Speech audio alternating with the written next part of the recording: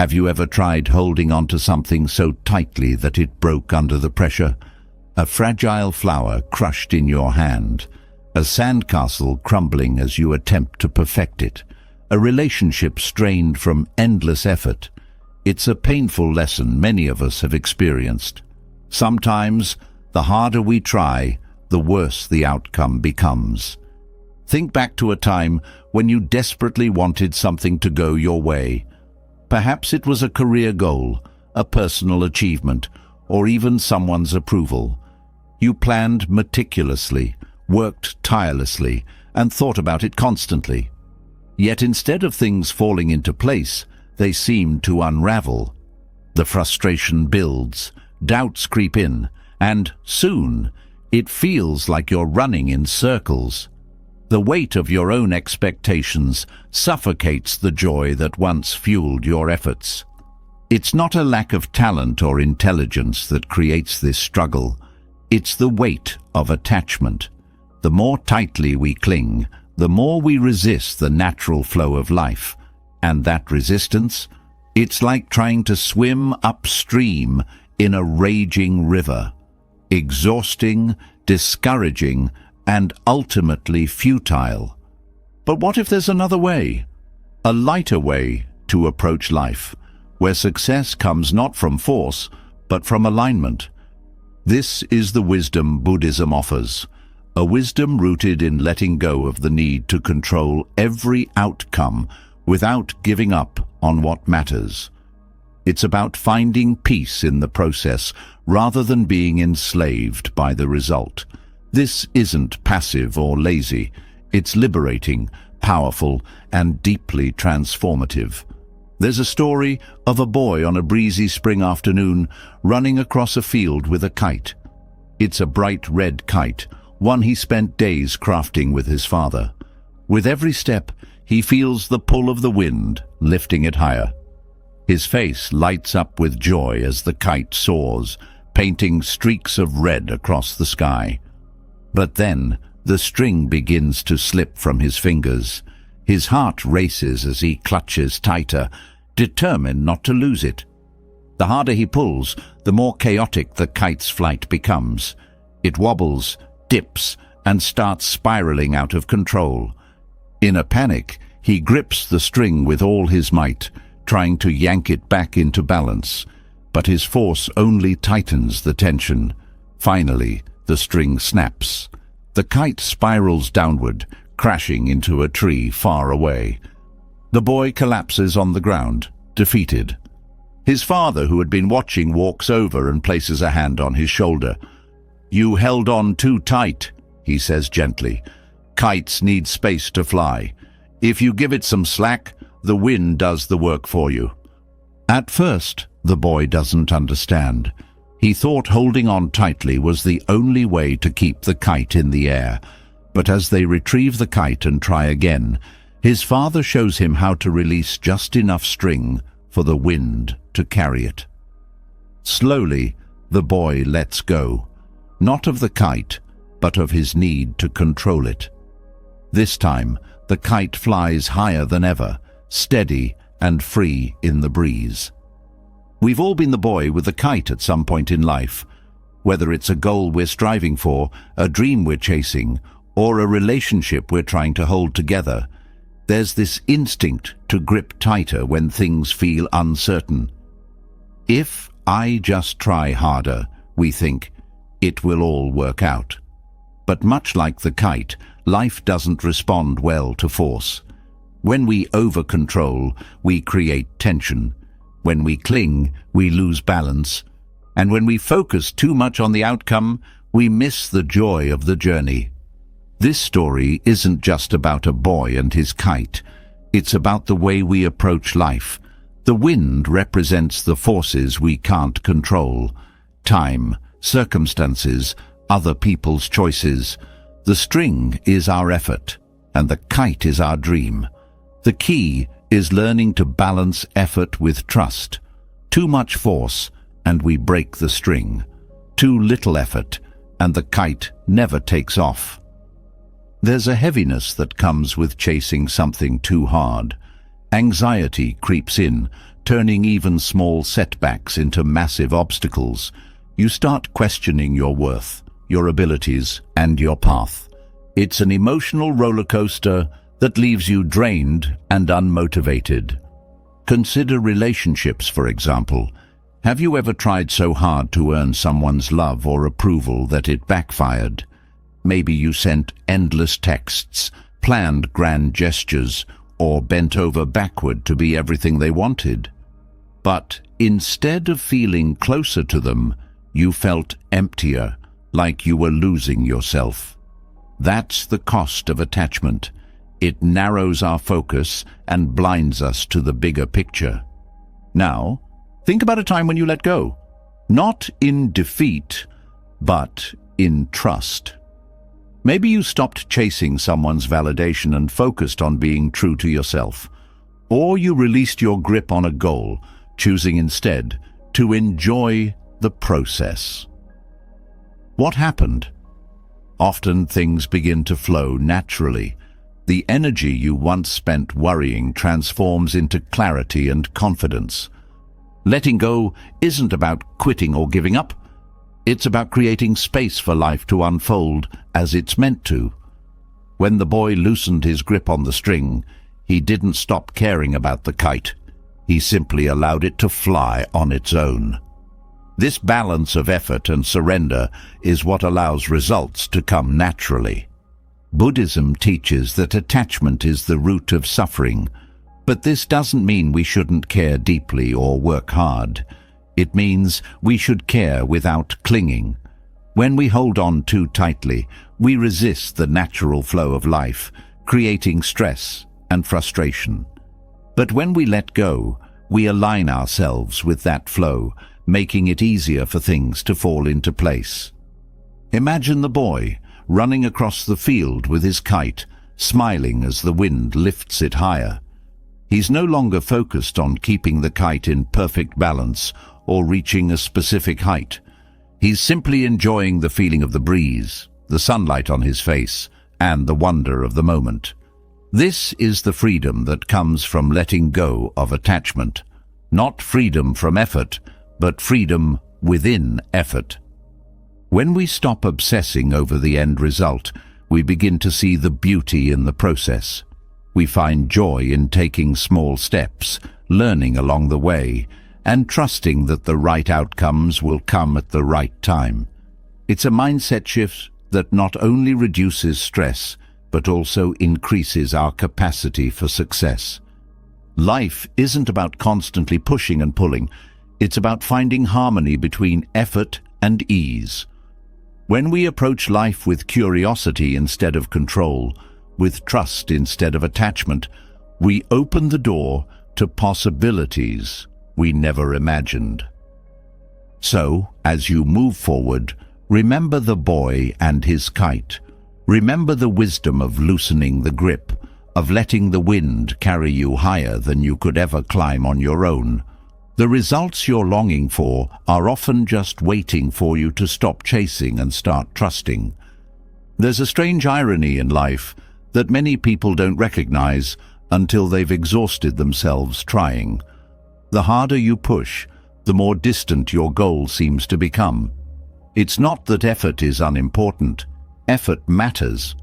But when effort becomes obsession, when every moment is consumed with chasing, fixing, and forcing results, life pushes back. Outcomes resist control. Doors refuse to open when you bang on them too loudly. It's as if the universe itself is whispering, "Let go, and let me work with you." This is where many people feel stuck, tangled in frustration, wondering why their best efforts fall flat. It's not that they're incapable or unlucky. It's that they've unknowingly fallen into a trap, the paradox of effort. When effort turns into over-effort, the energy we expend begins to work against us. It creates resistance where flow is needed, and instead of progress, we feel exhaustion. So, what is the way forward? The key lies not in giving up, but in understanding how to apply effort with grace and alignment. The paradox of effort begins with a fundamental truth. Results are not entirely within our control. This doesn't mean we abandon our goals or stop caring about them. It means learning how to align our actions with the natural flow of life, to trust in the process rather than force outcomes. The more we let go of the need to control every detail, the more life seems to cooperate. Let's consider how this works in relationships. Think of someone trying too hard to earn the love or approval of others. They overcompensate, sending too many messages, planning extravagant gestures, or constantly seeking reassurance. Instead of bringing others closer, this energy often pushes them away. People sense the desperation, the neediness, and it creates discomfort. On the other hand, when someone radiates quiet confidence, showing love and kindness without clinging or overexerting, they naturally attract warmth and affection. The difference lies in the energy they bring. One is heavy, the other is light. This dynamic extends far beyond relationships. In professional settings, for example, we often encounter people who try to dominate every situation. They micromanage, obsess over details, and refuse to delegate tasks because they fear losing control. Instead of inspiring trust, they create tension and fatigue. Their colleagues feel stifled, and the work environment becomes strained. Compare this to someone who leads with trust, giving others the space to shine.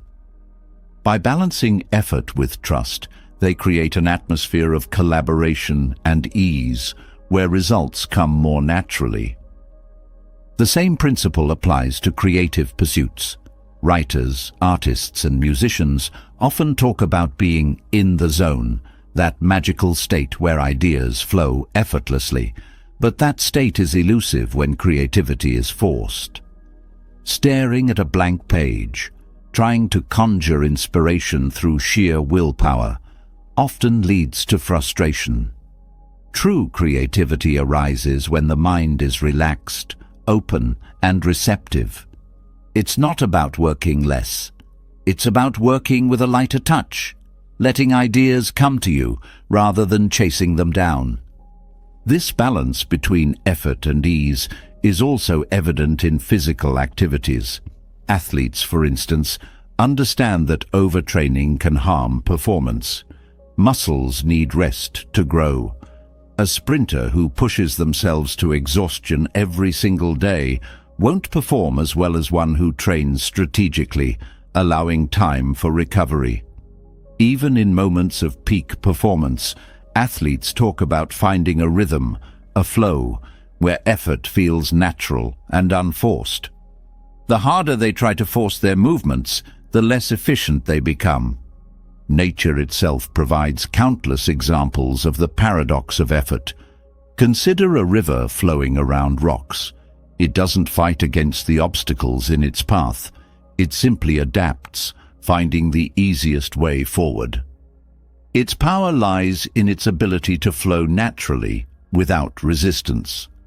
The same principle can guide us in our own pursuits.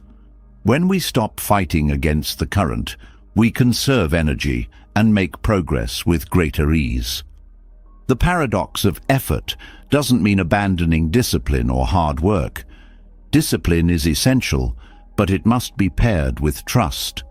Trust in the timing of things, trust in the process, trust that not every detail needs to be controlled. This trust creates space for results to unfold naturally, in ways we might not have anticipated. For instance, people often approach their careers with a rigid plan, expecting every step to follow a specific timeline. But life rarely unfolds according to a script. Opportunities often arise when we least expect them, and rigidly clinging to one path can blind us to these possibilities. By focusing on doing our best in the present moment, rather than obsessing over future outcomes, we remain open to unexpected doors that may lead to even greater success. There's a quiet strength in knowing when to let go. Letting go doesn't mean apathy. It means releasing the mental tension that clouds judgment and drains energy. A gardener, for example, doesn't stand over their plants, shouting at them to grow faster. They tend the soil, water the seeds, and trust the natural process of growth. The same applies to our goals. We nurture them with consistent effort, but we must also give them space to grow. Many spiritual traditions echo this wisdom. In Buddhism, the concept of non-attachment teaches us to act without being overly fixated on the results. This doesn't mean acting without care. It means acting with clarity and focus, unburdened by anxiety over outcomes. When we release attachment, we free ourselves from the emotional roller coaster of success and failure. This emotional steadiness allows us to respond to challenges with resilience, rather than reacting impulsively out of fear or frustration. The paradox of effort also reminds us to find joy in the process. Too often, we place all our happiness on achieving a specific goal, believing we'll finally be content once we reach it. But this mindset robs us of the present moment. Life is happening now, not in some distant future.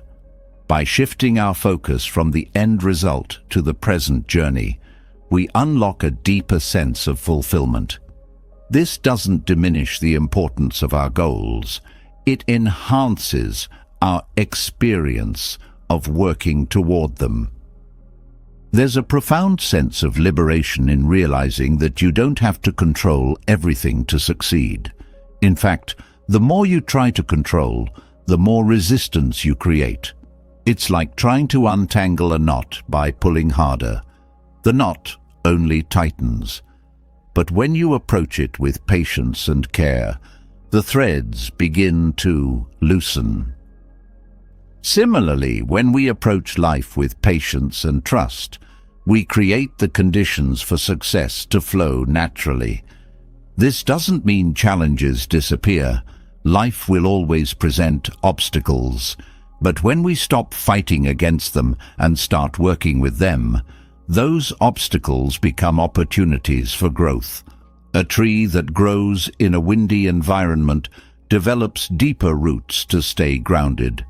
In the same way, the challenges we face can strengthen us as long as we don't let them consume us. The paradox of effort also highlights the importance of pacing ourselves. Burnout is a real consequence of overexertion. When we push too hard, we drain our energy and lose the ability to see clearly. Rest isn't a luxury, it's a necessity. Just as a musician pauses between notes to create rhythm, we must incorporate moments of stillness into our efforts. These pauses allow us to recharge, reflect, and recalibrate. Learning to navigate the paradox of effort is an ongoing practice. It requires self-awareness to recognize when we're pushing too hard and the courage to step back when needed. It also requires humility, the humility to accept that some things are beyond our control. This humility isn't a sign of weakness, it's a sign of wisdom. Ultimately, the paradox of effort teaches us that success isn't about how hard we push. It's about how wisely we align our actions with the natural flow of life. When we release the need to control every detail, we create space for results to come in their own time. And often, they come not in the way we expect, but in ways that are even better. Life, after all, has a way of surprising us when we allow it to unfold. Trust the process. Do your part. And let life meet you halfway. Letting go often feels counterintuitive, especially when you've been taught that relentless effort is the key to success. But as we saw in the paradox of effort, pushing too hard can create resistance rather than results. When we loosen our grip, When we stop treating life as something to be controlled and start treating it as something to be trusted, we create space for growth and fulfillment. This naturally brings us to the art of non-attachment, a way of showing up fully while releasing the need to cling to outcomes. It's not about abandoning effort, it's about finding freedom within effort. Non-attachment doesn't mean you stop caring. In fact, it's the opposite. You care deeply, but without the suffocating pressure of needing things to turn out a certain way. Think of a parent encouraging their child to ride a bike. The parent provides guidance and steady hands at the start, but eventually they let go. If they cling too tightly, the child never learns balance. Non-attachment works in much the same way. It allows life to unfold naturally, without unnecessary interference. This practice becomes transformative when applied to relationships. A connection flourishes when it is built on trust, not possession. Holding someone too tightly, demanding they meet all your expectations, or trying to control their choices only creates tension. True love, whether romantic or platonic, thrives when each person has room to breathe, to grow, and to be themselves. Non-attachment in relationships is about supporting others without trying to own them. It's about offering love freely, without strings attached. This principle extends to our ambitions and goals. When we tie our sense of self-worth to achieving a specific outcome, we set ourselves up for constant stress. We live on an emotional roller coaster, celebrating temporary wins and spiraling into despair when things don't go as planned. But when we practice non-attachment, we detach our identity from external achievements. This doesn't mean we stop striving. It means we strive without letting the outcome define us. It's about focusing on the effort itself, the work, the creativity, the process, and finding fulfillment there. Non-attachment also helps us manage setbacks with grace. When things don't go as we hoped, our first instinct might be to cling even tighter, to force a solution. But this only deepens our frustration. Non-attachment teaches us to pause, reflect, and adapt. It reminds us that failure is not the end of the story. It's simply a chapter. By releasing our grip on how things should be, we open ourselves to how things could be, often in ways we never expected. In creative pursuits, the art of non-attachment unlocks a deeper sense of freedom. A musician who plays for the sheer joy of creating sound, a writer who finds meaning in the act of writing itself, or an artist who paints without worrying about how their work will be received. These are examples of people who have embraced non-attachment. Their creativity flows because it is not weighed down by fear of judgment or pressure to achieve perfection. Ironically, this mindset often leads to some of the most inspired and impactful work. In moments of uncertainty, non-attachment becomes a source of strength. Life is unpredictable, and trying to control every detail only leads to anxiety. But when we approach uncertainty with openness and trust, we find resilience. We learn to ride the waves of change rather than being overwhelmed by them. This doesn't mean passively accepting everything that happens. It means responding thoughtfully and purposefully, without clinging to outcomes we cannot control. The art of non-attachment also fosters better decision-making. When we are overly attached to a specific outcome, our judgment becomes clouded. We make choices based on fear of loss, fear of failure, fear of disappointment, rather than on clarity and wisdom. Non-attachment clears away this fog, allowing us to act from a place of confidence and integrity. It helps us prioritize what truly matters, rather than being driven by fleeting desires or external pressures.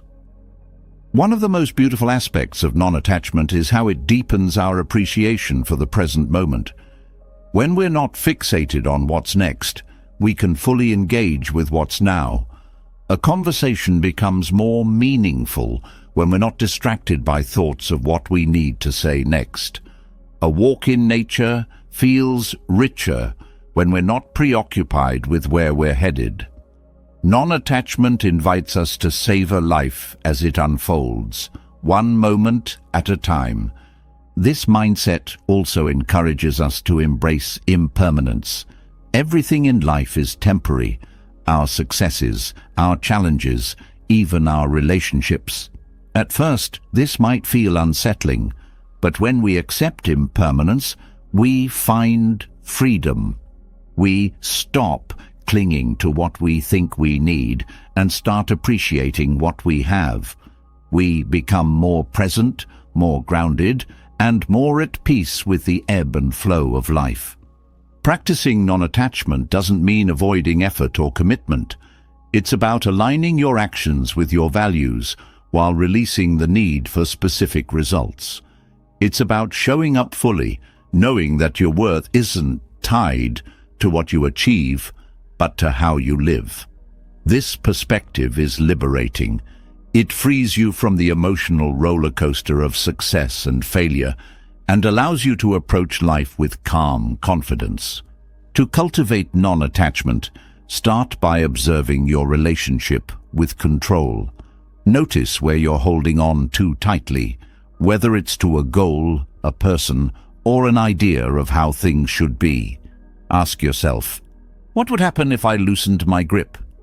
This doesn't mean giving up. It means creating space for life to move naturally. Mindfulness is a powerful tool for this practice. By staying present, you can act with intention rather than reacting out of fear or habit. Mindfulness helps you focus on what you can control while letting go of what you can't. It reminds you that your energy is best spent on the present moment, not on worrying about the future or regretting the past. Non-attachment also requires self-compassion. Letting go is not always easy, especially when it involves deep-seated fears or habits. Be patient with yourself as you navigate this process. Celebrate small steps and remember that growth takes time. There's a profound sense of liberation in realizing that you don't have to control everything. In fact, the more you release control, the more life seems to flow. Non-attachment allows you to act with purpose while staying open to the unexpected. It helps you find joy in the journey rather than being consumed by the destination. By practicing non-attachment, you create space for peace, creativity, and genuine connection. You free yourself from the emotional weight of clinging, allowing life to unfold in its own time and way. This isn't about giving up, it's about finding a deeper, more sustainable way of engaging with the world. It's about living fully, with clarity, trust, and an open heart. Non-attachment teaches us to release the grip of control, to trust the process of life without clinging to outcomes. But how do we practice this in a world so focused on results and constant striving? The answer lies all around us. In the natural world, where the wisdom of life's flow is quietly displayed in every stream, breeze, and living creature. Nature offers us profound lessons on balance, patience, and surrender, showing us how to navigate life with grace and harmony.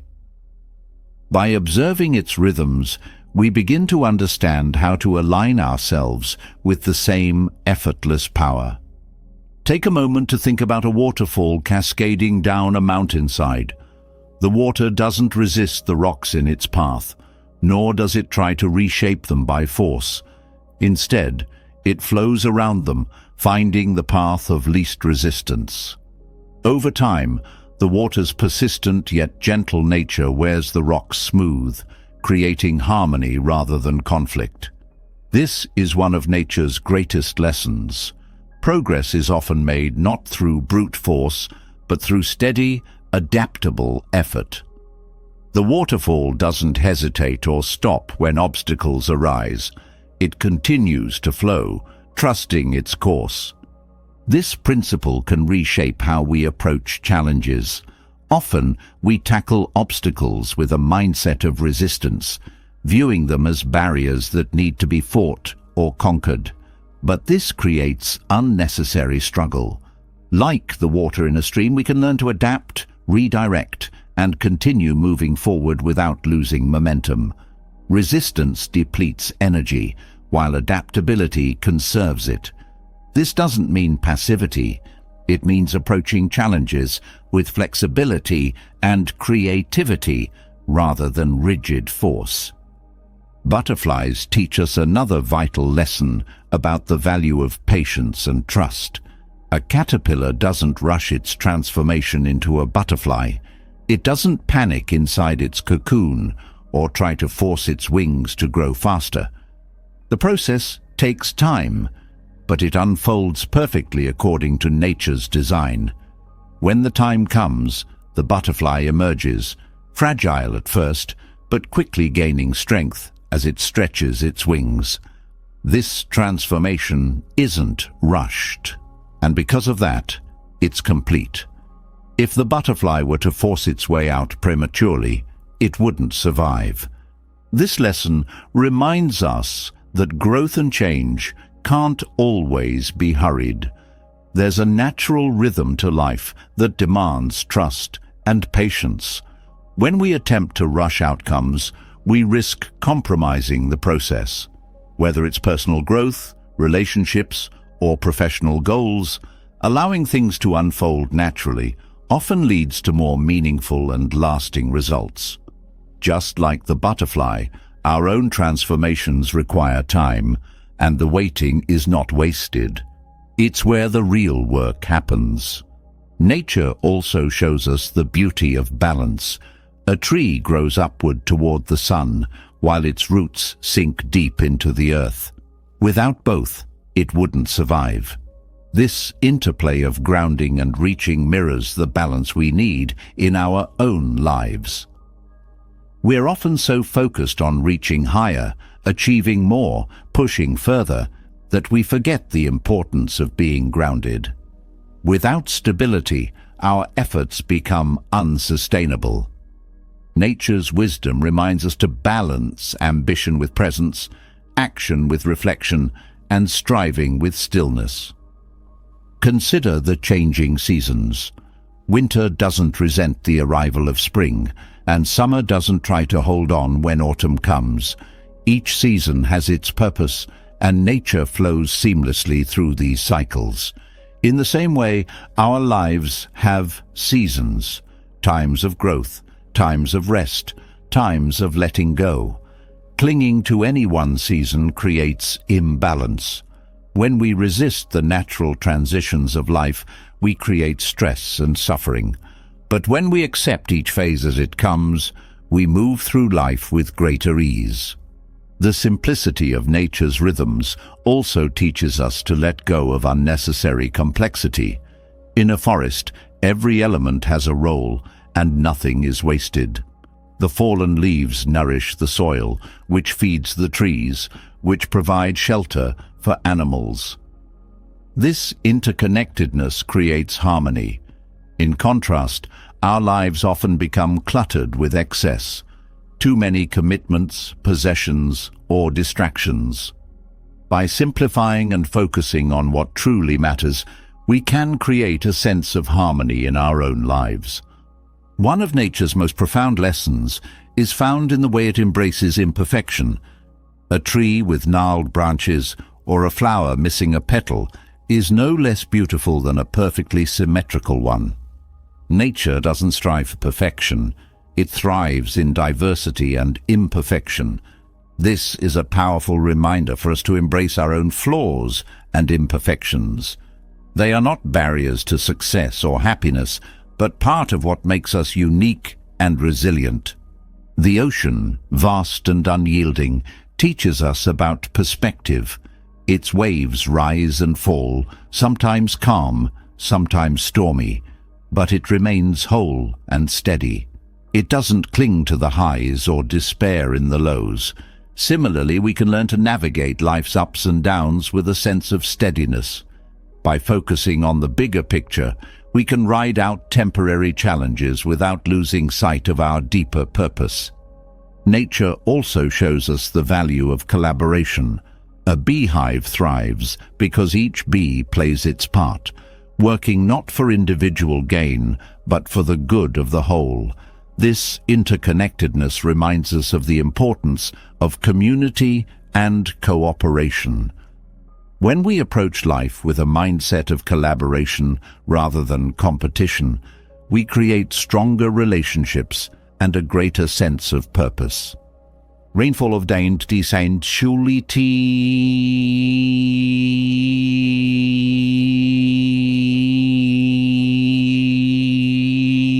A single raindrop seems insignificant, but when combined with millions of others, it nourishes the earth, fills rivers, and sustains life. This reminds us that small, consistent actions can have a profound impact. We often underestimate the power of small steps, but nature shows us that even the tiniest contributions can lead to transformative results over time. The way flowers bloom teaches us about timing. A bud doesn't force itself to open before it's ready. It waits for the right conditions, sunlight, warmth, and nourishment. When the moment comes, it blossoms effortlessly. This patience is a reminder that there's a time for everything. Rushing ahead without preparation often leads to setbacks. But when we align our actions with the right timing, progress feels natural and sustainable. Mountains, standing tall and unyielding, teach us about resilience. They endure storms, erosion, and the passage of time, yet they remain steadfast. Their presence reminds us of the strength we have within us to endure challenges. Resilience isn't about being unshaken by life's difficulties. It's about standing firm in the face of them, knowing that they, too, will pass. Birds in flight demonstrate the balance between effort and trust. A bird flaps its wings to gain altitude, but once it reaches the right height, it glides effortlessly on the wind. It doesn't waste energy fighting the air. It works with it. This is a powerful metaphor for how we can navigate our own journeys. Effort is necessary, but there comes a point where we must trust the flow and allow ourselves to be carried forward. Even the smallest elements of nature, like a spider spinning its web, offer wisdom. A spider doesn't get frustrated when its web is torn. It begins again, weaving with patience and focus. This quiet determination is a reminder that setbacks are not the end. They're an invitation to start fresh. Each thread it spins contributes to the strength of the whole, just as each action we take builds toward our larger goals. Nature's wisdom is an invitation to live with greater harmony, patience, and trust. By observing its rhythms, we learn to let go of resistance, embrace imperfection, and align ourselves with the flow of life. These lessons are not abstract. They are deeply practical and transformative when applied to our daily lives. Through the quiet guidance of waterfalls, butterflies, and all of nature's wonders, we find a path to live more fully, with balance, peace, and purpose. Nature has shown us the beauty of balance, resilience, and the power of flowing with life rather than against it.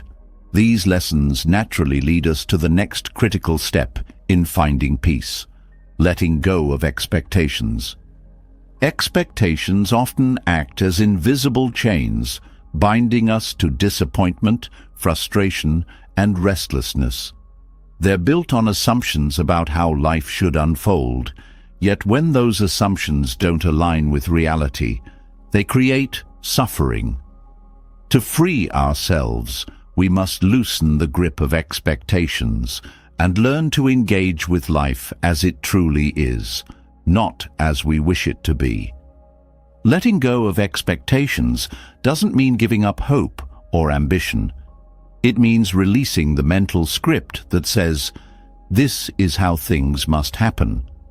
Expectations create rigid structures in our minds, and when reality doesn't fit, it feels like the whole structure collapses.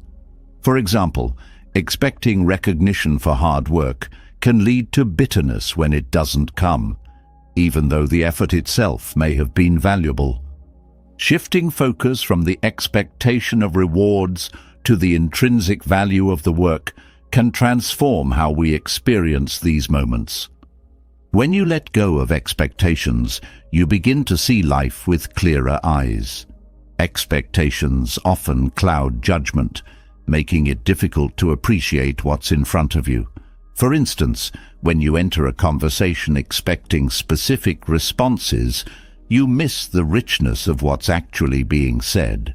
Letting go of those mental scripts allows you to listen deeply and connect more authentically. In relationships, this can be transformative. Instead of holding others to rigid expectations, you create space for them to show up as they truly are, fostering deeper understanding and connection. Expectations can also weigh heavily on our sense of self. Many of us hold expectations about who we should be, how successful we should look, or what milestones we should have achieved by a certain age. These expectations are often shaped by societal pressures or comparisons to others, and they can feel suffocating. Releasing these self-imposed demands allows you to embrace your unique journey. It's not about lowering your standards or losing motivation. It's about recognizing that your path doesn't need to look like anyone else's to be meaningful. Letting go of expectations opens the door to gratitude. When we're not fixated on what should happen, we can appreciate what is happening. This shift in perspective brings a sense of peace that isn't dependent on circumstances, aligning perfectly with our desires. Gratitude grows when we stop demanding that life conform to our plans and instead recognize the gifts it offers, even when they come in unexpected forms. This mindset is particularly valuable in times of uncertainty. Expectations thrive on the illusion of control. They convince us that if we plan carefully enough, we can guarantee specific outcomes. But life is inherently unpredictable. When unexpected challenges arise, clinging to expectations only intensifies stress. Letting go allows us to adapt and find stability in the face of change. It's not about abandoning goals or dreams. It's about holding them lightly, understanding that the journey may take unexpected turns. The act of letting go doesn't come easily. Expectations are often deeply ingrained, tied to emotions, and reinforced over time. It takes conscious effort to recognize when they're at play. Start by noticing how you feel when something doesn't go as planned. Is there frustration, disappointment, a sense of failure? These emotions are often signals that an expectation wasn't met. By identifying these moments, you can begin to question the underlying beliefs driving them. Mindfulness is a powerful tool in this process. When you're present in the moment, you can observe your thoughts and emotions without judgment. This awareness helps you see expectations for what they are, mental constructs, not truths. By staying grounded in the present, you can respond to life's challenges with clarity and calm, rather than reacting out of frustration or fear. Letting go of expectations doesn't mean letting go of boundaries or values.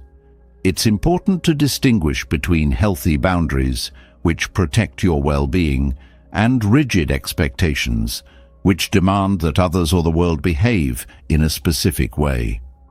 Boundaries come from a place of self-respect and clarity, while expectations often stem from a need for control. For example, expecting someone to always agree with you is unrealistic and damaging, but setting a boundary that ensures respectful communication is both healthy and empowering. In creative pursuits, releasing expectations can unlock new levels of freedom and innovation. When you're overly attached to how a project should turn out, you limit your ability to explore and experiment. Creativity thrives in open spaces where ideas can evolve naturally. Letting go of the need for perfection allows you to focus on the joy of creating rather than the pressure of achieving. This shift often leads to more authentic and inspired results. The process of letting go also teaches resilience. Expectations often create a fragile sense of happiness, one that crumbles when things don't go as planned. But when you release those expectations, your sense of peace becomes more stable. You learn to find contentment in the effort itself, in the relationships you nurture, and in the beauty of the present moment. This resilience doesn't mean you won't face disappointment. It means you'll recover more quickly, with a deeper sense of inner strength. Letting go of expectations can also transform how you approach goals. Goals are valuable. They give us direction and purpose. But when we become overly attached to specific outcomes, they can become sources of stress rather than inspiration. By focusing on the process rather than the result, you create space for growth and learning. This doesn't mean abandoning ambition. It means allowing your journey to unfold naturally, without the weight of constant pressure. One of the most profound benefits of releasing expectations is the freedom it brings. Expectations often act as invisible barriers, limiting what we think is possible. When you let go, you open yourself to new opportunities, perspectives, and experiences. This freedom allows you to approach life with curiosity and wonder, embracing the unexpected rather than fearing it. The act of letting go is also deeply tied to forgiveness. Expectations often fuel resentment toward others, toward yourself, or even toward life itself. When you let go, you release the need to hold on to anger or blame. Forgiveness becomes easier because you're no longer tied to the idea that things should have been different. This doesn't mean condoning harm or injustice. It means freeing yourself from the burden of carrying that pain. Letting go of expectations doesn't happen overnight. It's a practice, one that requires patience and persistence. But with each small step, you'll notice a shift. Life becomes lighter, your relationships deepen, and your sense of peace grows.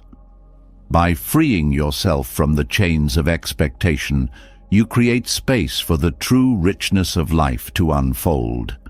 This isn't about settling or giving up. It's about stepping into a more expansive and joyful way of living. Letting go of expectations creates a sense of freedom and lightness. But what happens when we hold on too tightly? Obsession begins to take root, turning our focus into fixation and our efforts into struggle. The energy of clinging doesn't just block progress, it drains joy, creativity, and clarity. Progress doesn't flourish in the tight grip of obsession. It unfolds in the balance of action and trust. This balance, however, is elusive when we allow fear and control to guide us instead of purpose and belief. The key is understanding the difference between healthy commitment and harmful attachment. Obsession often begins with good intentions. A person pours their energy into a goal, determined to succeed.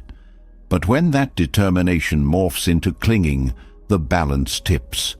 Suddenly, every setback feels monumental, every delay becomes unbearable, and every small misstep is magnified into failure.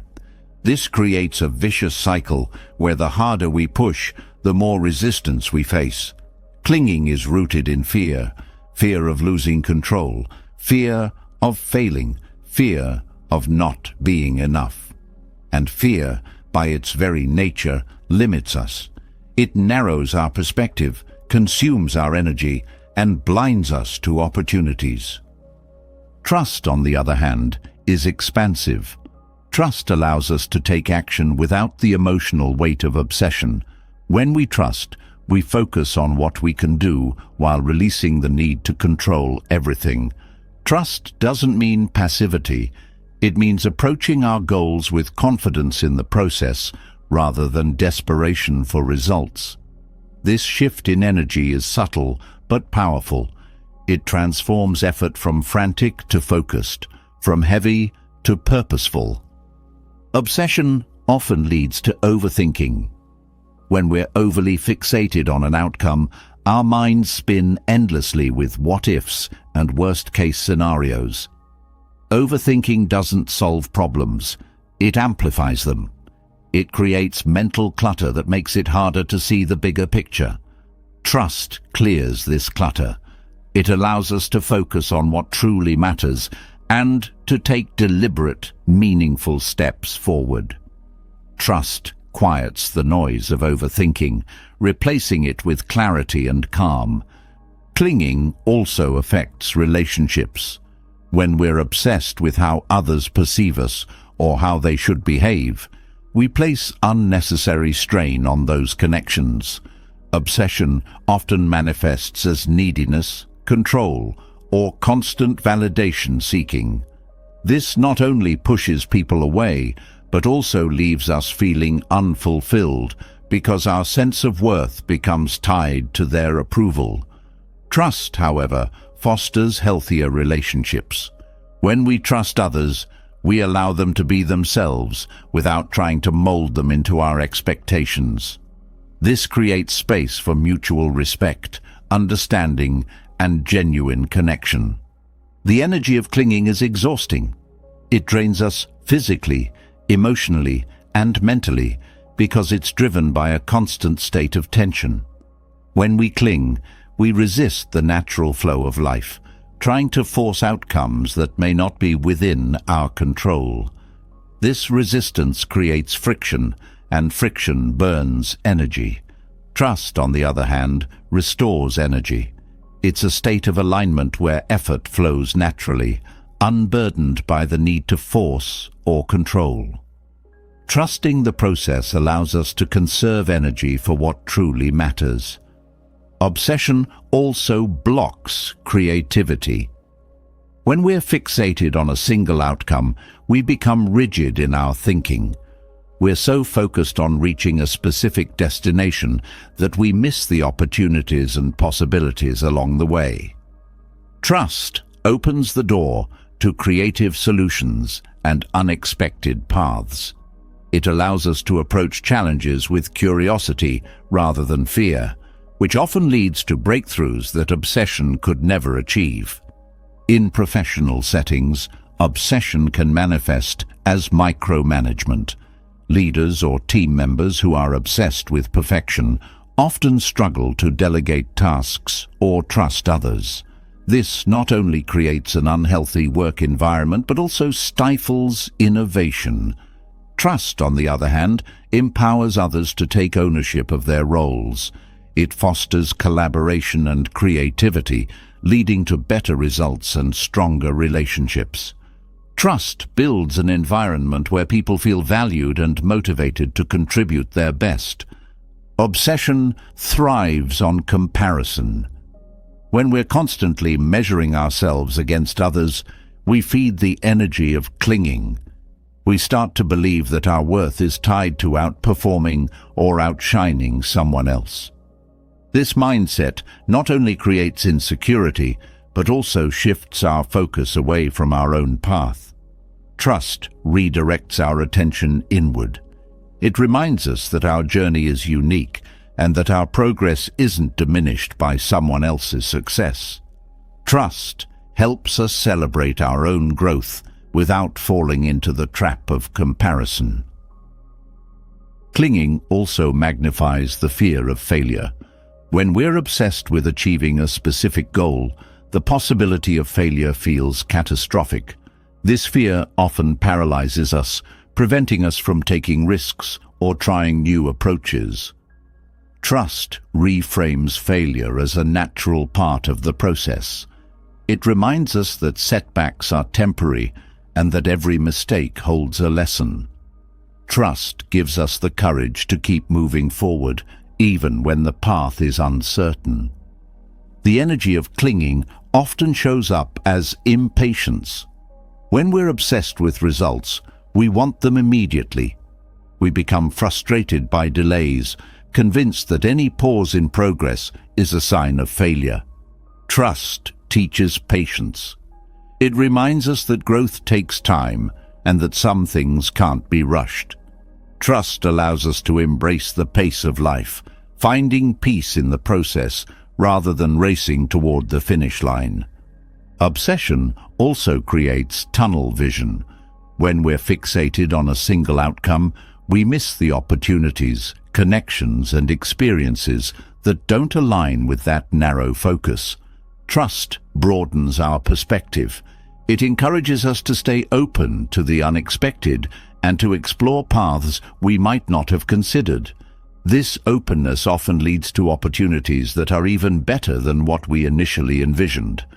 Clinging can also erode self-worth. When our identity becomes tied to a specific outcome, we feel unworthy or inadequate when things don't go as planned. Trust separates our sense of self from external achievements.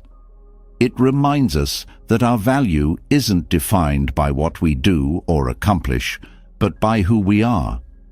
Trust helps us build a foundation of self-worth that is unshaken by external circumstances. The energy of trust is also deeply rooted in gratitude. When we trust the process, we become more aware of the small victories and moments of joy along the way. Clinging often blinds us to these moments because we're so focused on the end goal.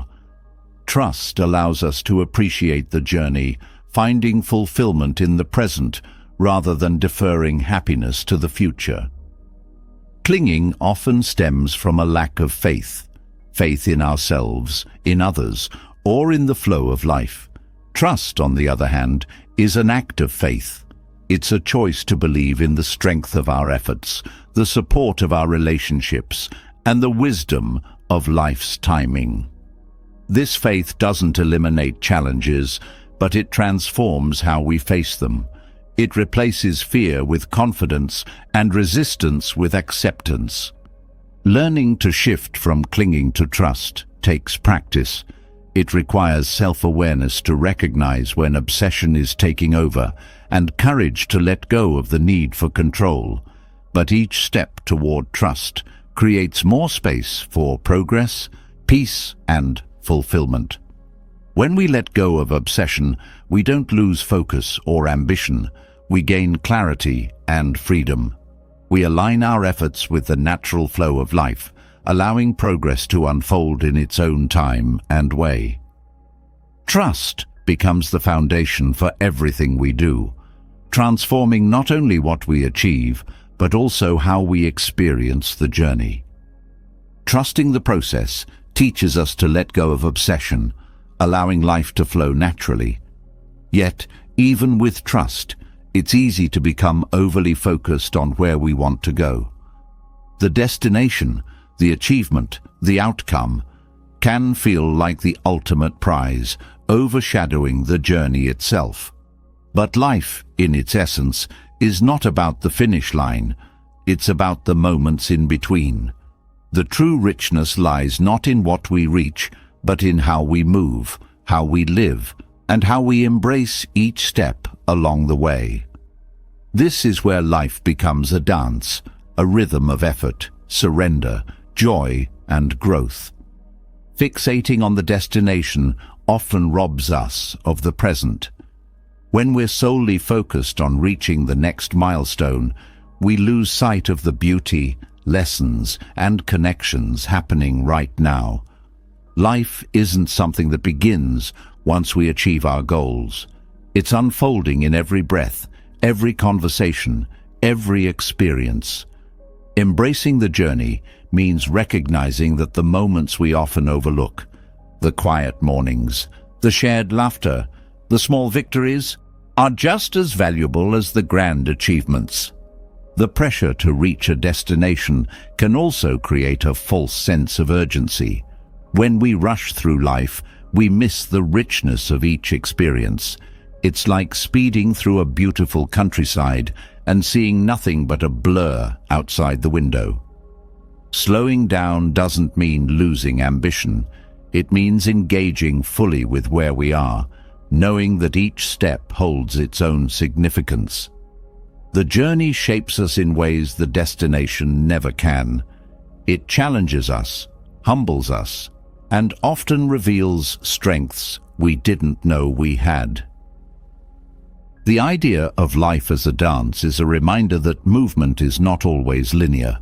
Progress isn't a straight line. It's a series of steps, pauses, and shifts in direction. Sometimes what feels like a setback is simply a redirection, guiding us toward something better. When we embrace the journey, we learn to move with life's rhythm rather than resisting it. We become more adaptable, more resilient, and more open to the unexpected. Each journey's unique, and comparing our path to someone else's diminishes its value. Society often measures success by external milestones, wealth, titles, or accomplishments, but these markers don't capture the depth of a life well lived. Embracing the journey means finding meaning in our own experiences, no matter how different they may look from others. It's about living authentically, guided by our values rather than external pressures. When we focus less on where we should be and more on how we're growing, life becomes infinitely more fulfilling. The dance of life also teaches us to find joy in the process, even when it's challenging. Not every step will be graceful. There will be missteps, moments of doubt, and periods of struggle, but within those struggles lie opportunities for growth. Each challenge we face adds depth to our character, much like a dancer who refines their movements through practice and persistence. Embracing the journey means welcoming these moments, knowing they're an integral part of the dance. Focusing solely on the destination can also lead to burnout. When we're constantly striving without pause, we exhaust ourselves mentally, emotionally, and physically. The journey is not a race, it's a marathon, and pacing ourselves is essential. Taking time to rest, reflect, and celebrate small wins allows us to sustain our energy and stay connected to our purpose. Life's dance includes moments of stillness, and these pauses are just as important as the steps forward. Embracing the journey also deepens our relationships. When we're present in the moment, we connect more authentically with the people around us. Conversations become richer, and shared experiences carry more meaning. These connections are often the most rewarding aspects of our journey, offering support, inspiration, and a sense of belonging. The people we meet along the way shape us, just as we shape them. The journey is also where we discover our passions and purpose. Sometimes, the destination we thought we wanted turns out to be less important than the path we took to get there. By staying open and curious, we allow ourselves to explore new interests, ideas, and opportunities. This openness often leads to unexpected joy and fulfillment. When we release the need for everything to go according to plan, we make room for life to surprise us. The dance of life invites us to embrace impermanence. Nothing stays the same, and each moment is fleeting. This isn't something to fear, but to cherish. The transient nature of life reminds us to fully engage with each step, knowing that it won't last forever. Gratitude grows when we recognize the preciousness of the present. Even the simplest moments, a shared meal, a walk in nature, a kind word, take on greater significance when we approach them with awareness. Learning to enjoy the journey also means letting go of the need for constant validation. When we're overly focused on the destination, we often seek external approval to confirm we're on the right track. But true fulfillment comes from within. It's found in the quiet satisfaction of knowing we're living in alignment with our values, regardless of how others perceive us. The journey is deeply personal, and its rewards are often internal. Growth, resilience, and a sense of peace. The dance of life also requires us to trust ourselves. The path won't always be clear, and there will be times when doubt creeps in. But embracing the journey means believing in our ability to navigate uncertainty. Trusting ourselves doesn't mean having all the answers. It means knowing we can adapt, learn, and grow as we move forward. Each step we take builds confidence, even when the way ahead feels uncertain. The journey is where we cultivate patience. In a world that values instant results, learning to appreciate the process can feel counterintuitive. But growth takes time, and rushing often leads to frustration. Patience allows us to approach challenges with a sense of calm, knowing that progress often unfolds gradually. It teaches us to focus on what we can do today, rather than worrying about how long it will take to reach our goals. Embracing the journey also means letting go of perfectionism. Life is messy, unpredictable, and imperfect, and that's what makes it beautiful. When we release the pressure to have everything figured out, we create space for creativity, spontaneity, and joy. The dance of life isn't about flawless execution. It's about showing up, moving with intention, and finding meaning in the process. The journey often reveals our true strengths. It's easy to feel confident when everything is going smoothly, but it's in moments of struggle that we discover our resilience, determination, and resourcefulness. These qualities aren't developed overnight. They're cultivated through experience. By embracing the journey, we allow these strengths to emerge, shaping us into more capable and compassionate individuals. Life's dance also encourages us to celebrate progress, no matter how small. When we're fixated on the destination, we overlook the milestones along the way. But each step forward, no matter how minor, is worth acknowledging. Celebrating progress doesn't mean settling. It means recognizing the effort and growth that brought us to this point. These moments of celebration fuel our motivation and remind us of the value of the journey. The journey is where we find meaning. The destination may bring a sense of achievement, but it's the path we take to get there that shapes our story. Each decision, challenge, and experience adds depth to our lives, creating a narrative that is uniquely ours. Embracing the journey allows us to live fully, finding purpose not just in where we're going, but in how we get there. The dance of life is ongoing. There is no final step, no ultimate destination where everything suddenly makes sense.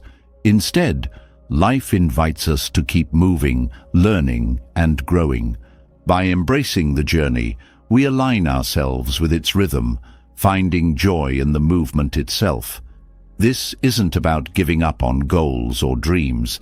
It's about living in a way that honors the present while moving toward the future. Life becomes richer, fuller, and more meaningful when we dance with it rather than racing against it. As we embrace the journey, we begin to see life for what it truly is. Not a race to a final destination, but a symphony of moments, growth, and unexpected turns. But what happens when we feel lost? when the rhythm of life seems offbeat and we question whether we're even moving in the right direction. This is where trust becomes essential. Not blind trust, but a deeper belief in the unfolding of life itself. Trusting the universe is not about passivity or resignation. It's about aligning with life's rhythm and recognizing that sometimes the most profound progress happens when we let go of control and move with the current instead of against it. Trusting the universe begins with understanding that life operates on its own timeline, not ours. We often feel frustration or anxiety when things don't happen as quickly as we expect. But this impatience overlooks a simple truth. Timing matters. Just as the sun rises and sets at the perfect moment, our lives unfold according to rhythms that we can't always predict or control. Trusting the universe means embracing this timing, even when it doesn't align with our plans. It's about recognizing that some seeds need more time to grow, and that rushing the process can lead to incomplete results. When we trust life's rhythm, we begin to let go of the illusion of control. Control often feels like a safety net, a way to shield ourselves from uncertainty. But life, by its nature, is unpredictable. No amount of planning or effort can account for every twist and turn. Trusting the universe doesn't mean abandoning responsibility. It means focusing on what we can do while releasing the need to control outcomes. This shift frees us from the anxiety that comes from trying to micromanage life, allowing us to engage with the present moment more fully. Trusting the universe also invites us to cultivate a sense of openness. When we're overly fixated on specific goals or outcomes, we close ourselves off to possibilities we hadn't considered. Life often has a way of surprising us with opportunities that are even better than what we envisioned. But to recognize these opportunities, we need to remain open and flexible. Trusting the universe means staying curious and willing to explore paths we didn't initially plan for. This trust is especially powerful during times of struggle or uncertainty. It's easy to feel aligned with life's rhythm when everything is going smoothly, but true trust is tested when challenges arise.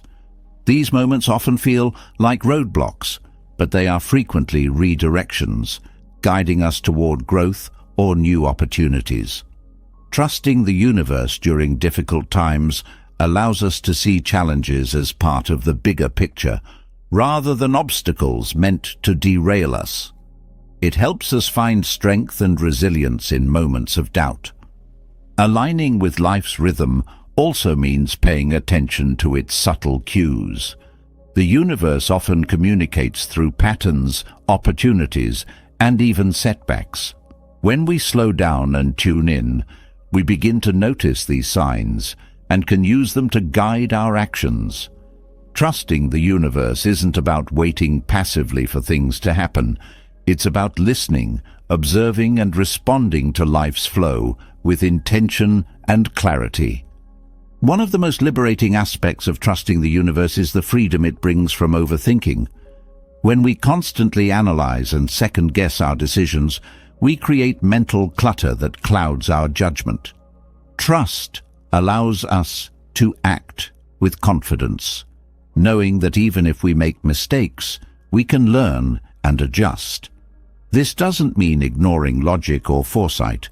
It means balancing them with a sense of faith in the process. Trusting the universe also deepens our sense of connection. When we align with life's rhythm, we begin to see how interconnected everything is. Our actions, thoughts, and energy ripple out into the world, influencing not only our own lives, but also the lives of those around us. This interconnectedness reminds us that we're part of something much larger than ourselves. Trusting the universe means recognizing that we're not navigating life alone. We're part of a collective flow. This sense of trust fosters patience. In a world that often glorifies speed and instant results, patience can feel like a lost art. But life's most meaningful experiences, whether it's building a relationship, mastering a skill, or healing from a setback, take time. Trusting the universe helps us appreciate the value of patience, allowing us to move forward without rushing or forcing progress. Patience creates space for growth, reflection, and unexpected blessings. Trust also shifts our relationship with failure. When we don't trust the process, failure feels final, like a door slammed shut. But when we trust, failure becomes a stepping stone, a necessary part of the journey. It's not an end, but a pivot point, redirecting us towards something better suited for our growth. Trusting the universe means seeing failure not as a judgment of our worth, but as a teacher, showing us what we need to learn or adjust. The practice of trust also encourages gratitude. When we stop resisting life and start aligning with its rhythm, we become more aware of the gifts each moment brings. Gratitude shifts our focus from what's missing to what's present, fostering a sense of contentment and peace. This doesn't mean settling or giving up on dreams. It means appreciating the journey while still moving toward our goals. One of the most beautiful outcomes of trusting the universe is the courage it instills. Fear often holds us back, convincing us to play small or stick to what feels safe. But trust allows us to take risks, try new things, and step outside our comfort zones.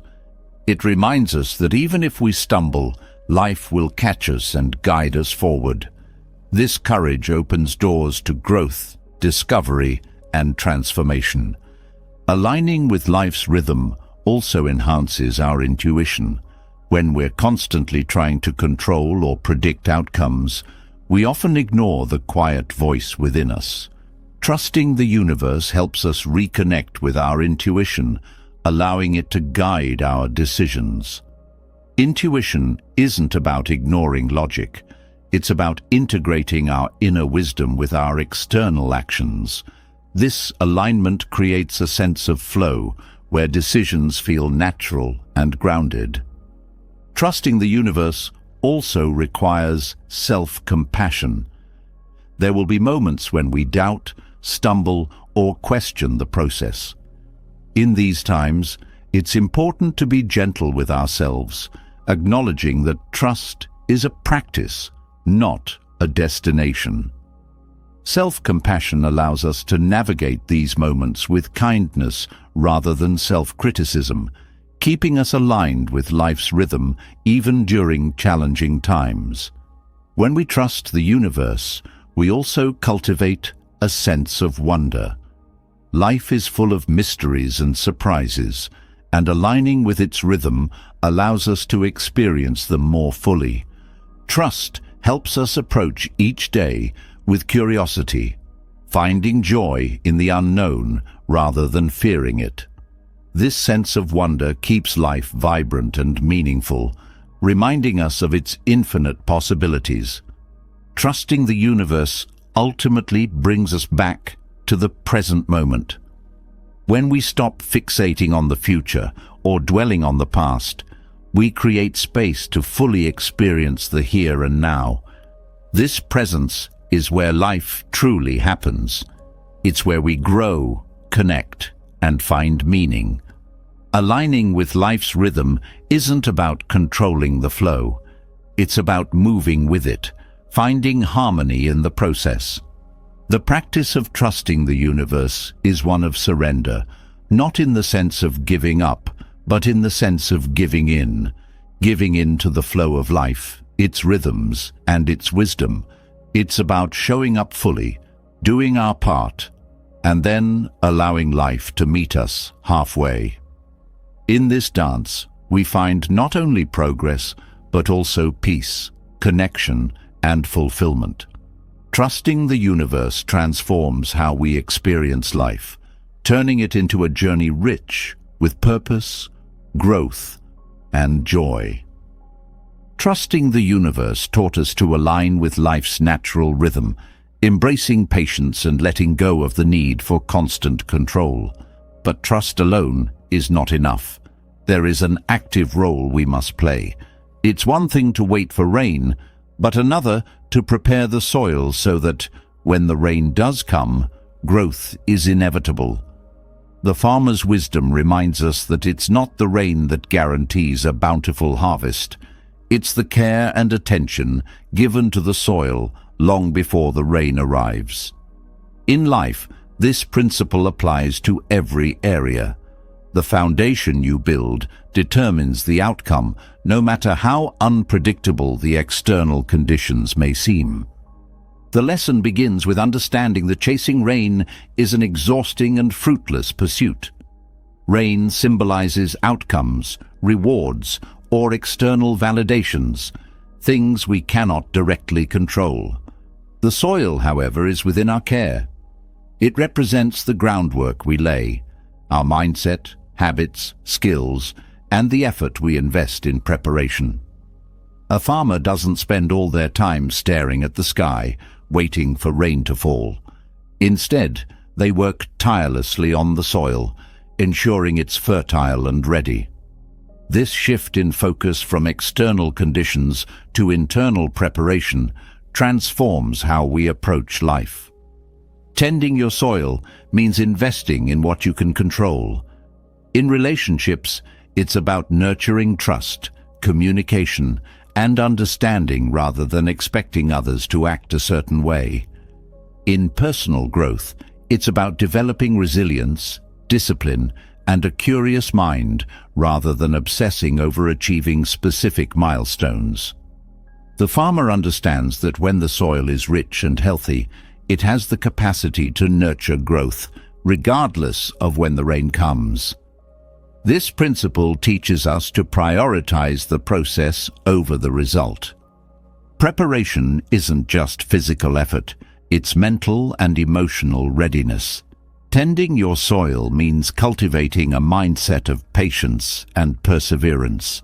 Growth doesn't happen overnight, and impatience often leads to shortcuts that undermine long-term success.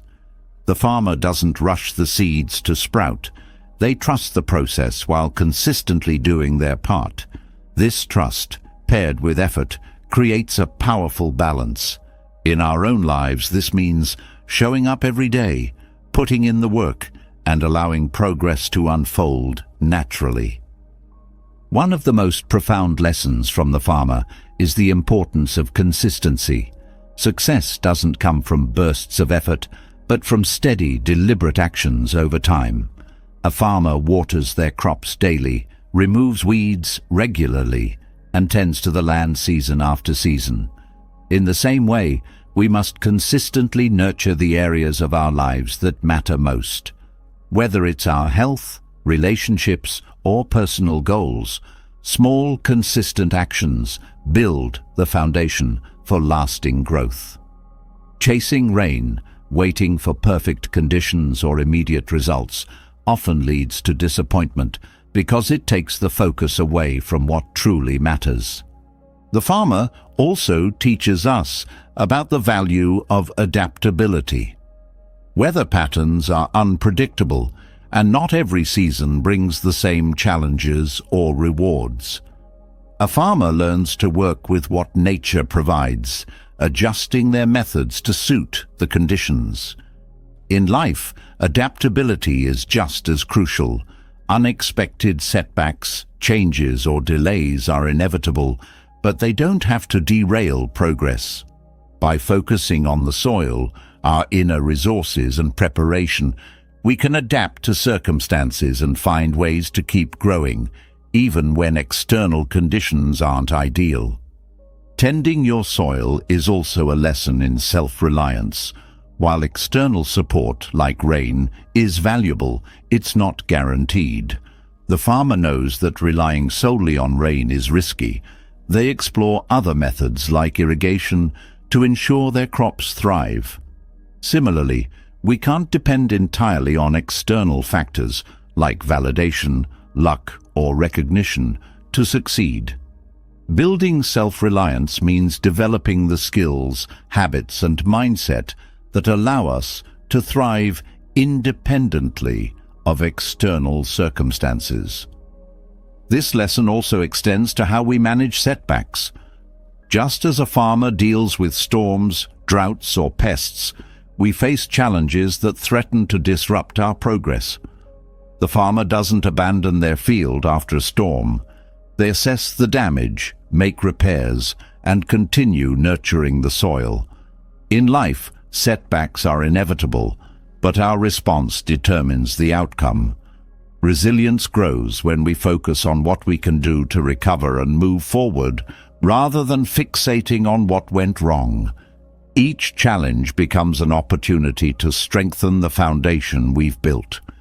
Patience is another virtue deeply embedded in the farmer's lesson. Seeds take time to grow, and no amount of rushing can speed up the process. This patience is not passive, it's active and purposeful. The farmer doesn't sit idly while waiting for the harvest. They continue tending to the soil, ensuring the conditions are right. In our lives, this translates to putting in consistent effort without becoming fixated on immediate results. It's about trusting that, in time, the effort will bear fruit. Tending your soil also emphasizes the importance of sustainability. A farmer who overworks the land, depleting it of nutrients without replenishment, risks long-term damage. Similarly, when we push ourselves too hard without rest or self-care, we burn out. Sustainable growth requires balance, working hard while also taking time to recharge and nurture our well-being. This balance ensures that we can continue to grow and thrive over the long term. Gratitude plays a key role in the farmer's approach. A farmer doesn't take the soil, the seeds, or the eventual harvest for granted. They understand the interconnectedness of all these elements and approach their work with appreciation. Gratitude shifts our focus from what we lack to what we have, creating a mindset that fosters abundance.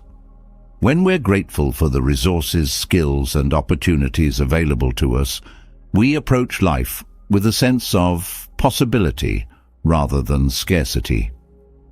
The farmer's lesson also teaches us to let go of perfection. No harvest is flawless, and no season is without its challenges.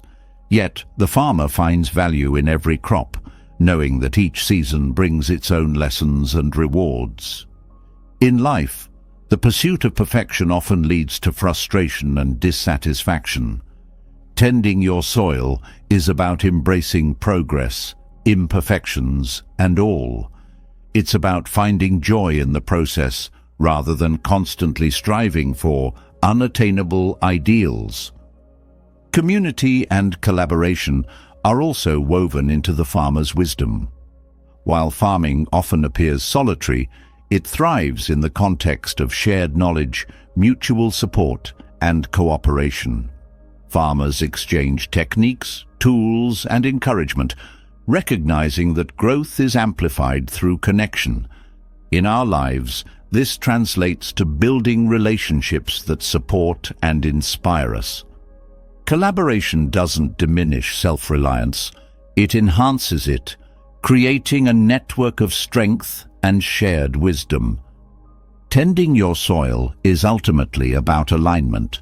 The farmer works in harmony with nature, respecting its rhythms and cycles.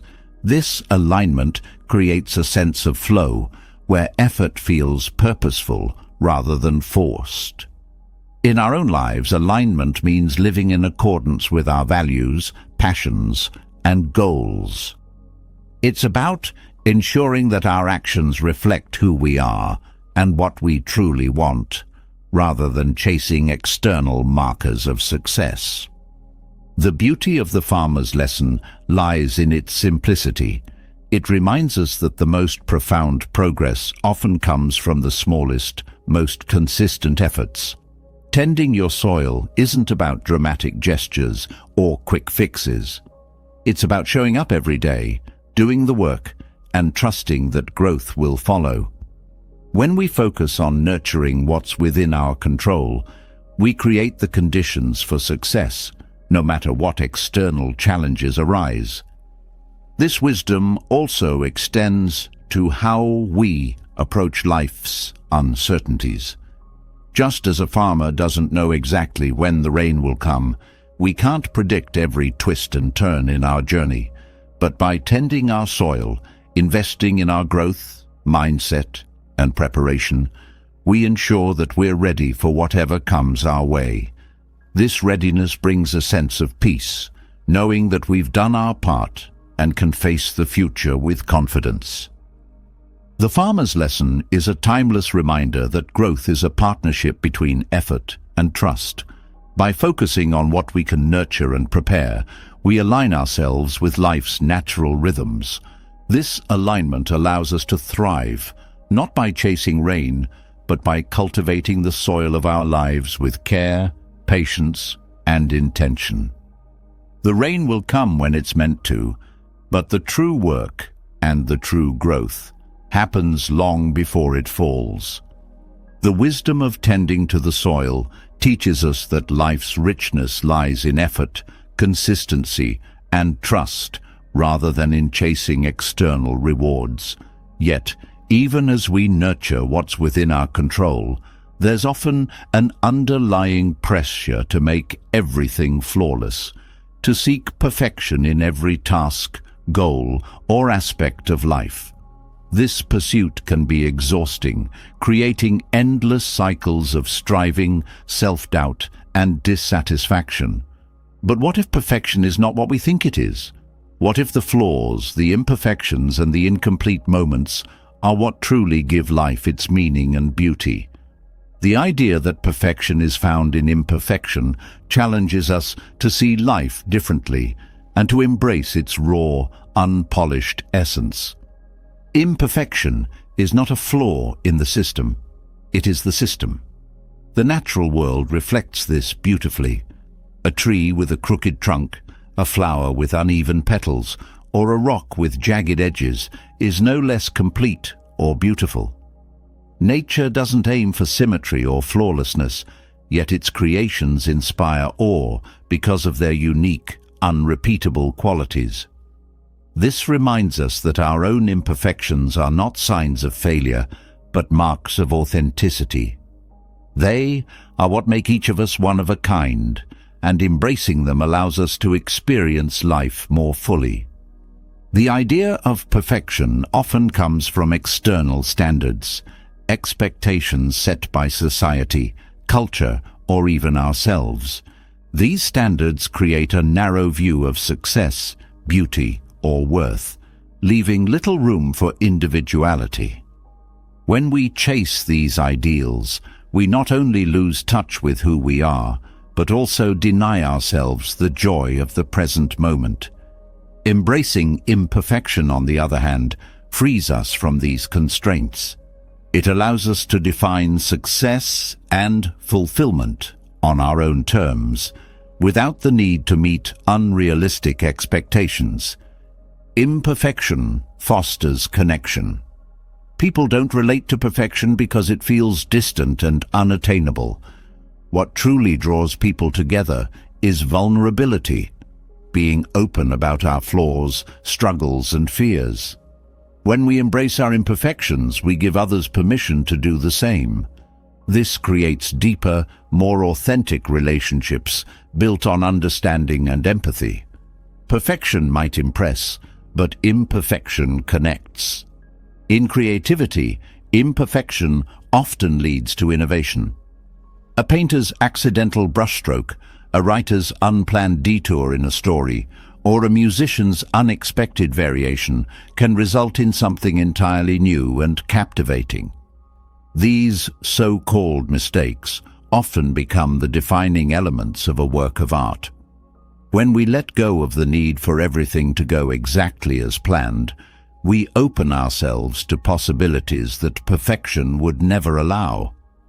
Creativity thrives in the space where imperfection is welcomed and explored. Imperfection also teaches resilience.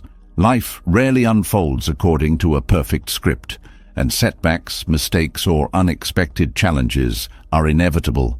When we cling to the idea of perfection, these moments can feel devastating.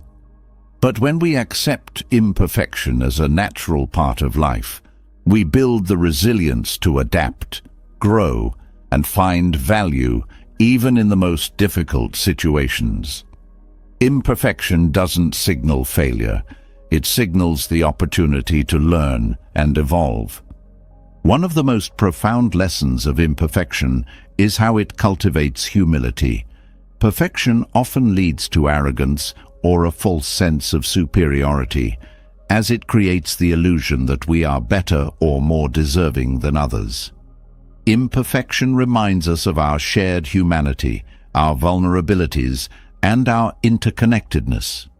It grounds us in the understanding that everyone is navigating their own challenges and uncertainties. This humility fosters compassion, both for ourselves and for others. Imperfection allows for growth. If everything were perfect, there would be no need to learn, adapt, or strive for improvement.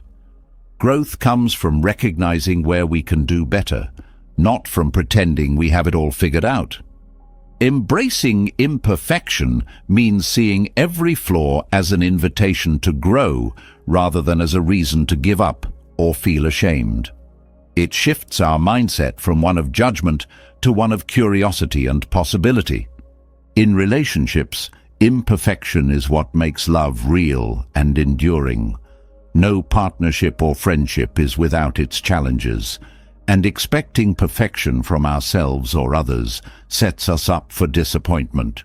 True connection comes from accepting and loving others as they are, flaws and all. This acceptance creates a sense of safety and trust, where people can be their authentic selves without fear of judgment. The beauty of a relationship lies not in its lack of imperfections, but in its ability to navigate them with understanding and grace. Imperfection also invites us to be present. When we're fixated on making things perfect, we often miss the beauty of what's right in front of us. The present moment becomes a means to an end, rather than an experience to be savored. Letting go of the need for perfection allows us to fully engage with life as it unfolds, appreciating its raw, unfiltered beauty. It reminds us that life's richness lies not in its polished moments, but in its messy, unpredictable, and genuine ones. The pursuit of perfection often creates fear of failure, judgment, or not being enough. This fear can be paralyzing, preventing us from taking risks or trying new things. Embracing imperfection liberates us from this fear. It encourages us to step outside our comfort zones, knowing that mistakes and missteps are part of the journey. This freedom allows us to explore, create, and grow without the constant weight of self-doubt. Imperfection also fosters gratitude. When we stop chasing an unattainable ideal, we begin to appreciate what we already have. The small cracks and flaws in our lives become reminders of the experiences, lessons, and growth that brought us to where we are. Gratitude shifts our focus from what's missing to what's present, creating a sense of contentment and peace. It helps us see that even in imperfection, there is so much to be thankful for. In personal growth, imperfection is a powerful teacher. It shows us where we have room to evolve, but it also teaches us to be kind to ourselves along the way. Self-compassion grows when we accept that we don't have to be perfect to be worthy. This acceptance allows us to celebrate progress rather than fixating on shortcomings. It reminds us that growth is a journey, not a destination, and that each step forward, no matter how small, is meaningful. The idea of perfection often creates an illusion of control, convincing us that if we do everything right, we can avoid pain or failure. But life doesn't work that way. Embracing imperfection means acknowledging that uncertainty and challenges are part of the human experience. It teaches us to let go of control and trust the process, finding peace in the unpredictability of life. This surrender doesn't mean giving up. It means finding strength in adaptability and resilience. Imperfection adds depth to our experiences. A smooth, unblemished surface might be pleasing to the eye, but it lacks the character and richness of something weathered by time. The cracks, scars, and uneven edges in our lives tell stories of resilience, growth, and transformation. They remind us of what we've overcome and how far we've come. Embracing these imperfections allows us to see our lives as works of art, each unique and beautiful in its own way. The Japanese philosophy of wabi-sabi celebrates the beauty of imperfection, impermanence, and incompleteness. It teaches us to find elegance in the simple and the flawed, to appreciate the transient nature of life, and to see the value in what is often overlooked. This philosophy encourages us to let go of the pressure to be flawless and instead find joy in the imperfect, fleeting moments that make life meaningful. Imperfection challenges us to redefine what success means. Instead of viewing it as the absence of flaws, we can see it as the presence of growth, connection, and authenticity. Success isn't about achieving a perfect outcome. It's about living fully, embracing challenges, and finding meaning in the journey. This shift in perspective allows us to pursue our goals with passion and purpose, free from the burden of unrealistic expectations. The idea that perfection is found in imperfection ultimately invites us to live more authentically. It encourages us to let go of masks, facades, and the need to prove ourselves. When we embrace our flaws and vulnerabilities, we step into our true selves, unfiltered and unapologetic. This authenticity not only liberates us, but also inspires others to do the same. It creates a ripple effect of courage and connection, showing that imperfection is not something to hide, but something to celebrate. In every crack, flaw, and imperfection lies a story, a lesson, and a unique beauty. By embracing imperfection, we open ourselves to a richer, more meaningful life, one that values growth over flawlessness, connection over appearances, and authenticity over pretense. It is in this acceptance that we find true perfection, not in the absence of flaws, but in the presence of life in its raw, unpolished, and beautiful form. Accepting imperfection invites us to embrace life as it is, unfinished, evolving, and deeply meaningful. But in a world driven by instant gratification and immediate results, the beauty of patience often gets overshadowed. Patience is not just waiting, it's an active, intentional state of allowing. It's the quiet strength that trusts in the process, the resilience to endure challenges without rushing the outcome, and the wisdom to recognize that growth takes time. Patience is not passive. It's a powerful force that transforms our experiences and deepens our connection to life itself. Patience begins with understanding that time is not our enemy. In the rush to achieve, resolve, or fix, we often view time as a barrier to our goals. But time is an essential ingredient in everything meaningful. A seed does not become a tree overnight. A relationship doesn't deepen without shared moments, and skills aren't mastered without practice. Patience allows us to honor the natural pace of growth, trusting that the best things in life unfold gradually, not all at once. When we cultivate patience, we also cultivate self-compassion. The rush to succeed often comes from a place of self-criticism, where we feel we must prove our worth through speed or efficiency. Patience, however, teaches us to be gentle with ourselves. It reminds us that progress is not always linear, and setbacks are not failures, but part of the journey. This self-compassion creates space for growth without the constant pressure to be perfect or fast. Patience transforms how we experience challenges. Instead of viewing difficulties as obstacles to overcome as quickly as possible, patience helps us see them as opportunities for learning and growth. It shifts our focus from the discomfort of the moment to the long-term value it brings.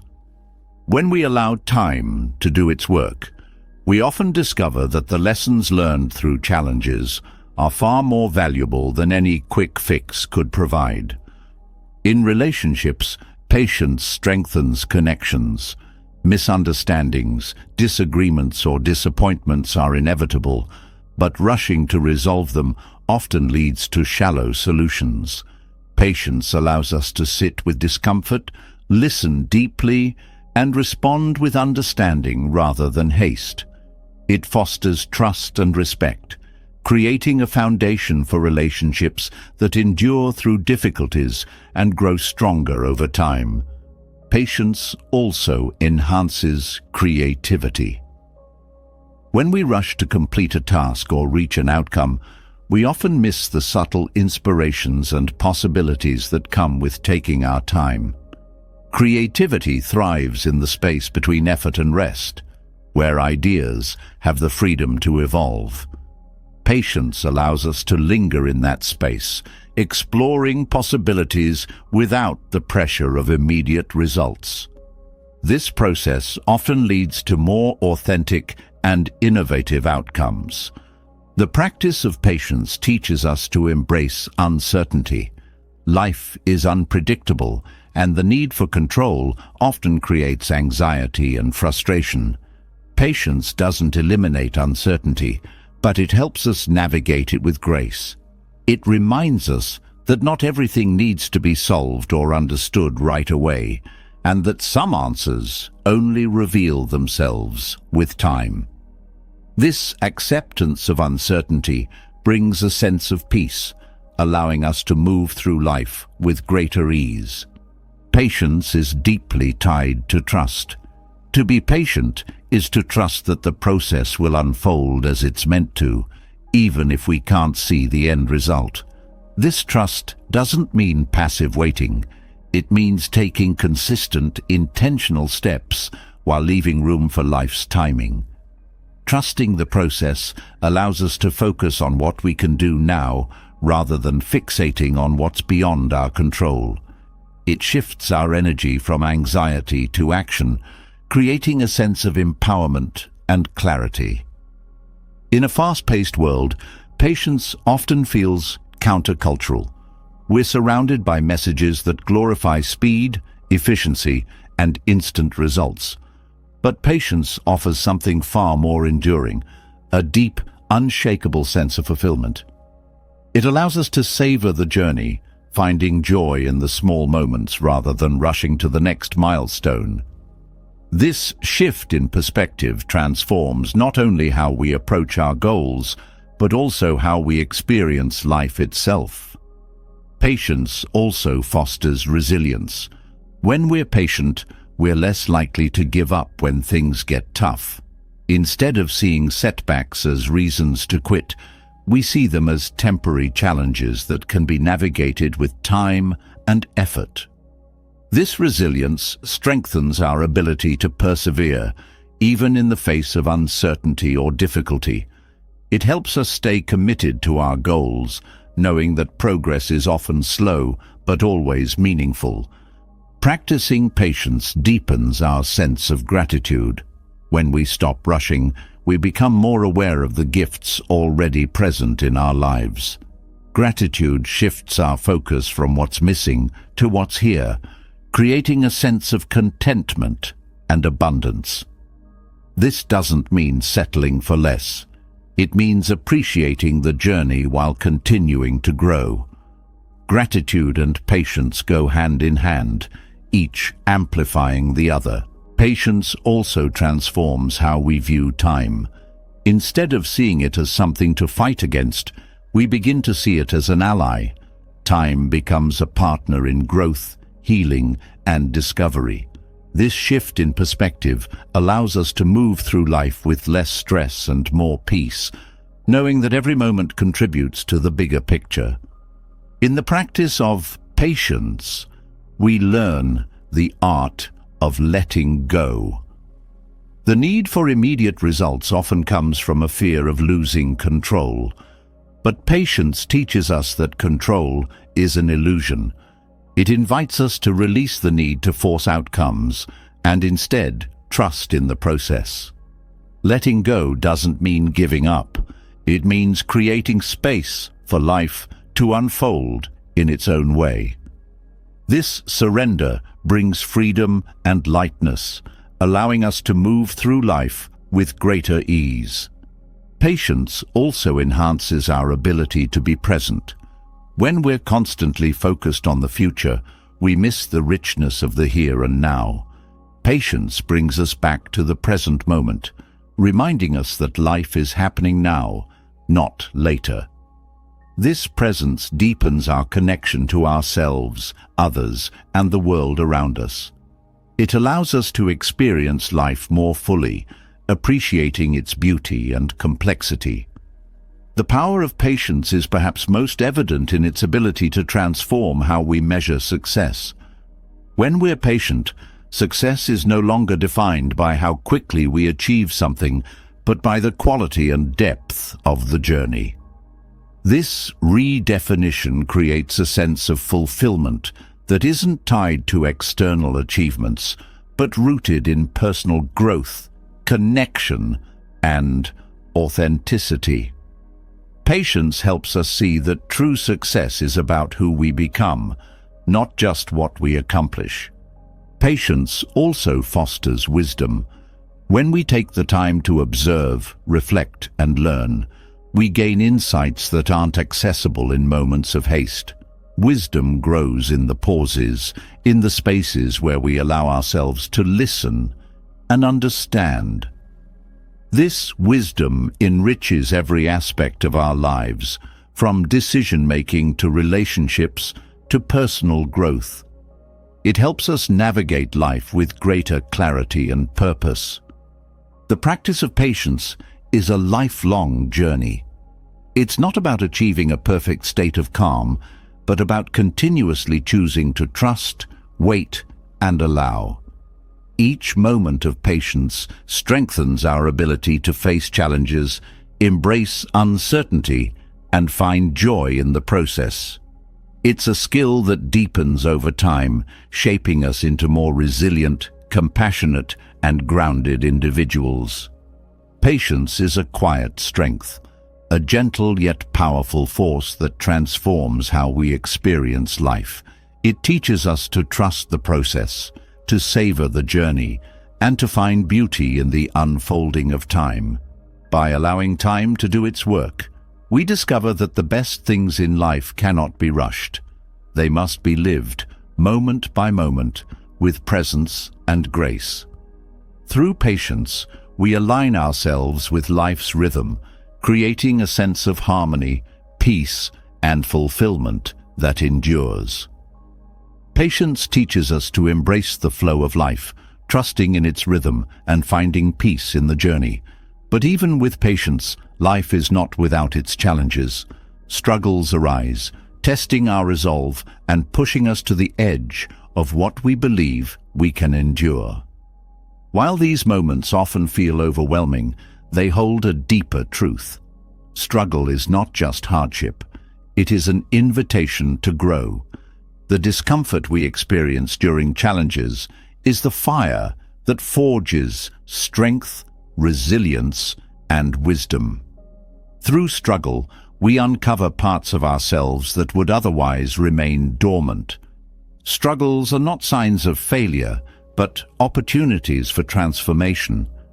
Much like how muscles grow stronger after being torn and rebuilt, personal growth often requires moments of tension and resistance. These moments challenge our limits, forcing us to confront discomfort and uncertainty. Growth isn't found in the absence of struggle. It's found in the way we respond to it. Each challenge we face is a chance to build our capacity for resilience, patience, and courage.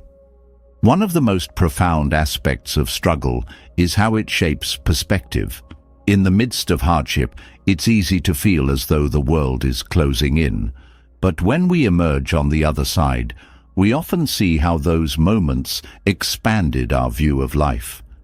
Struggles teach us to appreciate the small joys we might otherwise overlook.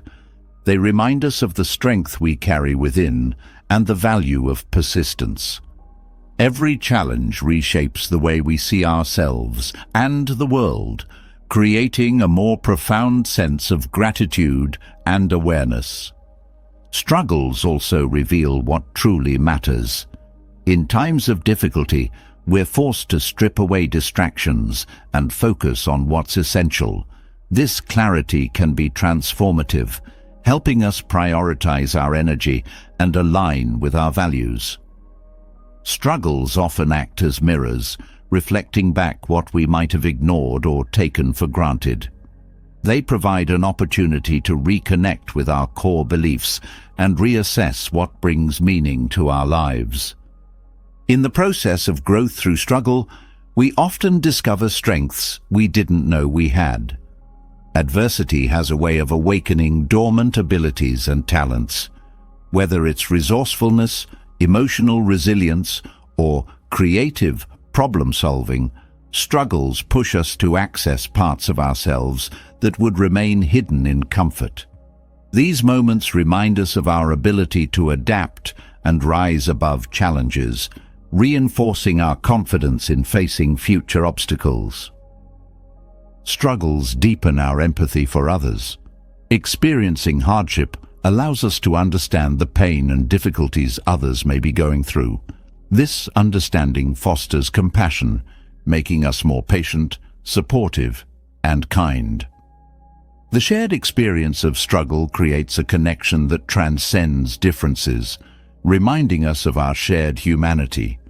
In many ways, our struggles become bridges, connecting us to others through empathy and understanding. Struggles also teach us the value of perseverance. In moments of hardship, the temptation to give up can be overwhelming. But when we push through, we discover that persistence often leads to breakthroughs. Each step forward, no matter how small, builds momentum and reinforces our belief in our ability to overcome. Perseverance is not about never stumbling. It's about continuing to move forward, even when the path feels impossible. This tenacity becomes a cornerstone of personal growth, shaping a mindset of determination and resilience. The process of struggling often reveals the importance of mindset. How we perceive challenges significantly impacts how we navigate them. Viewing struggles as insurmountable obstacles can lead to despair, while seeing them as opportunities for growth fosters resilience. This mindset shift doesn't minimize the pain or difficulty of struggles. It reframes them as meaningful experiences that contribute to our development.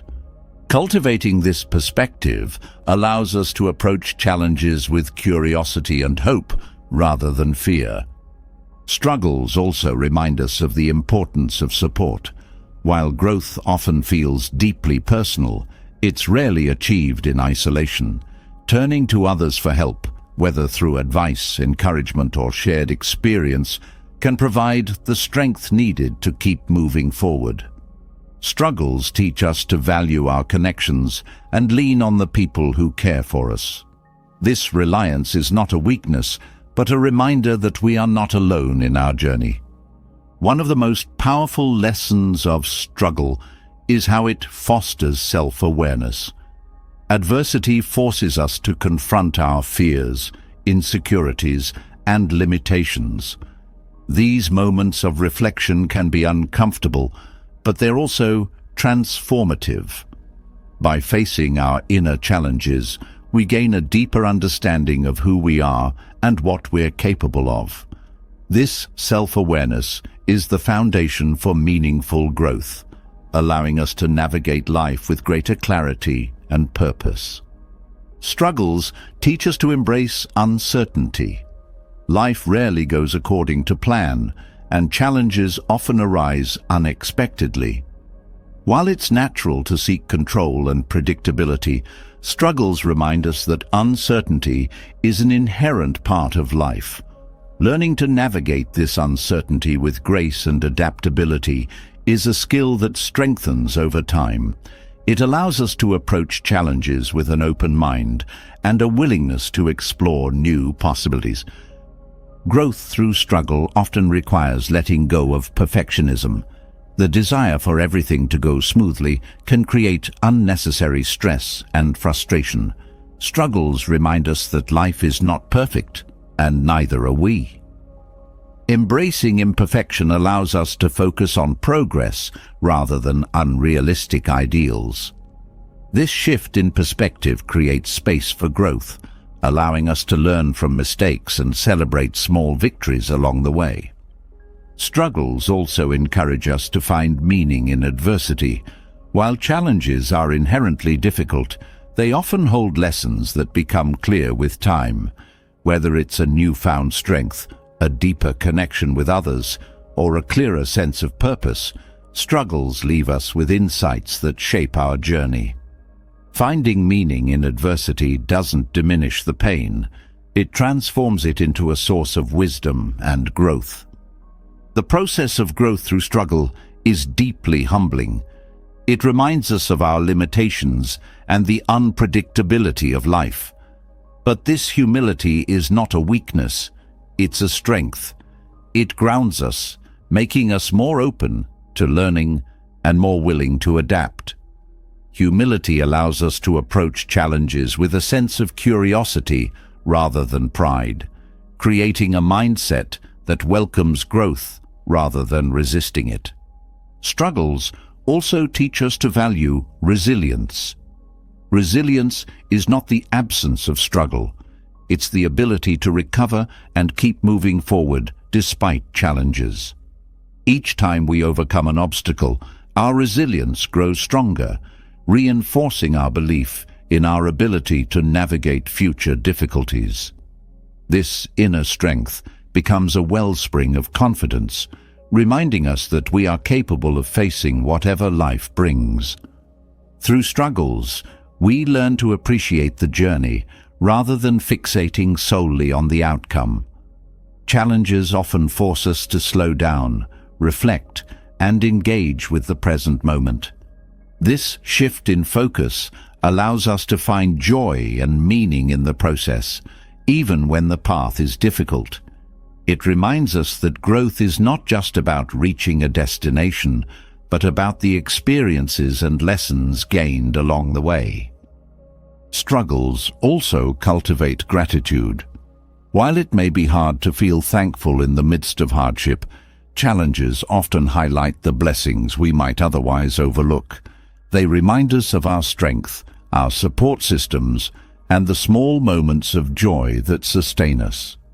Gratitude shifts our perspective, allowing us to see struggles not as burdens, but as opportunities for growth and discovery. Struggles remind us of our interconnectedness. No one navigates life without challenges, and recognizing this shared experience creates a sense of unity. Our struggles are not unique. They are part of the human condition.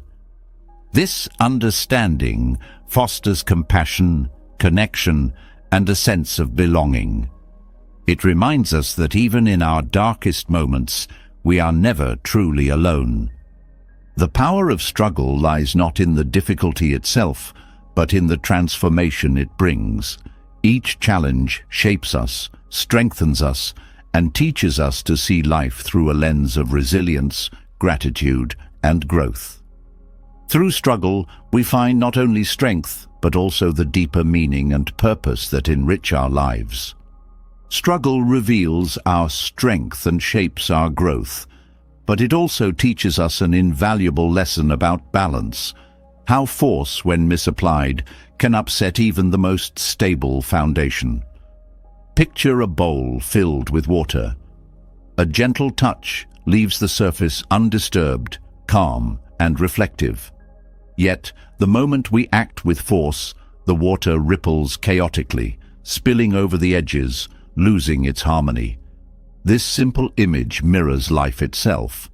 The harder we push against situations, people, or even ourselves, the more we disrupt the delicate balance we seek. The bowl of water becomes a profound metaphor, reminding us that peace and progress often emerge not from force, but from gentleness, patience, and aligned action.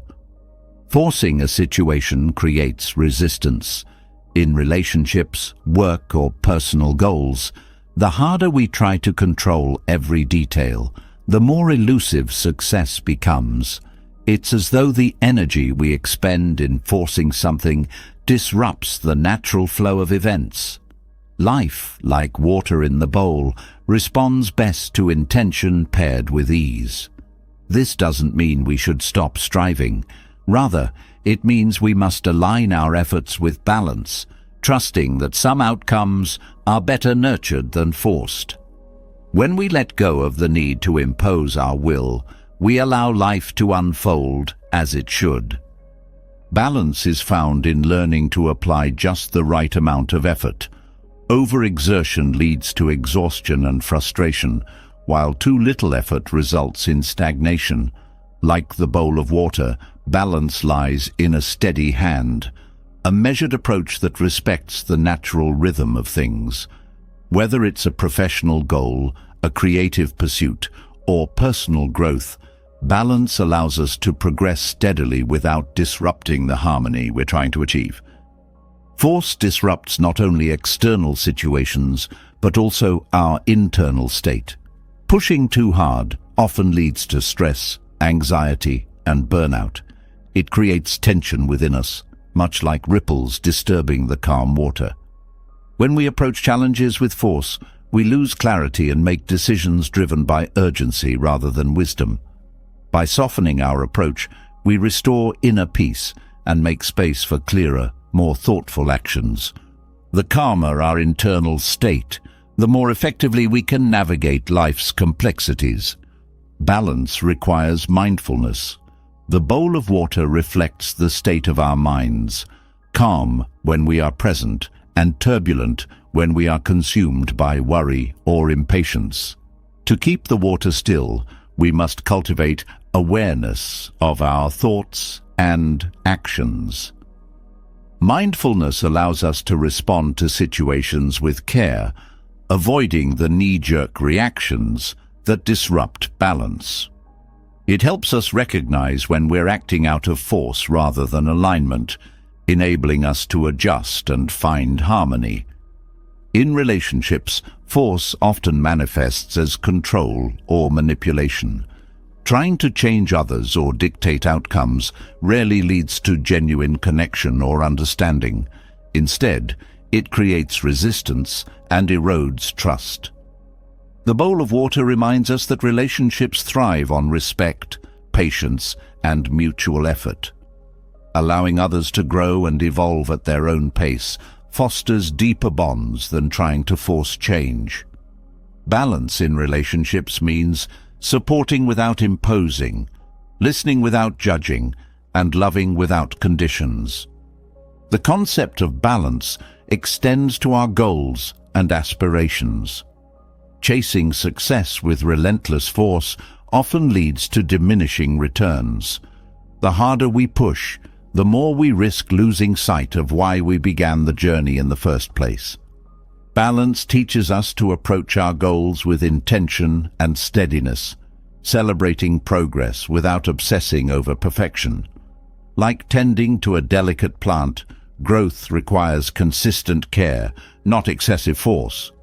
The bowl of water reminds us to honor the process, trusting that steady effort will lead to meaningful results. Balance also requires adaptability.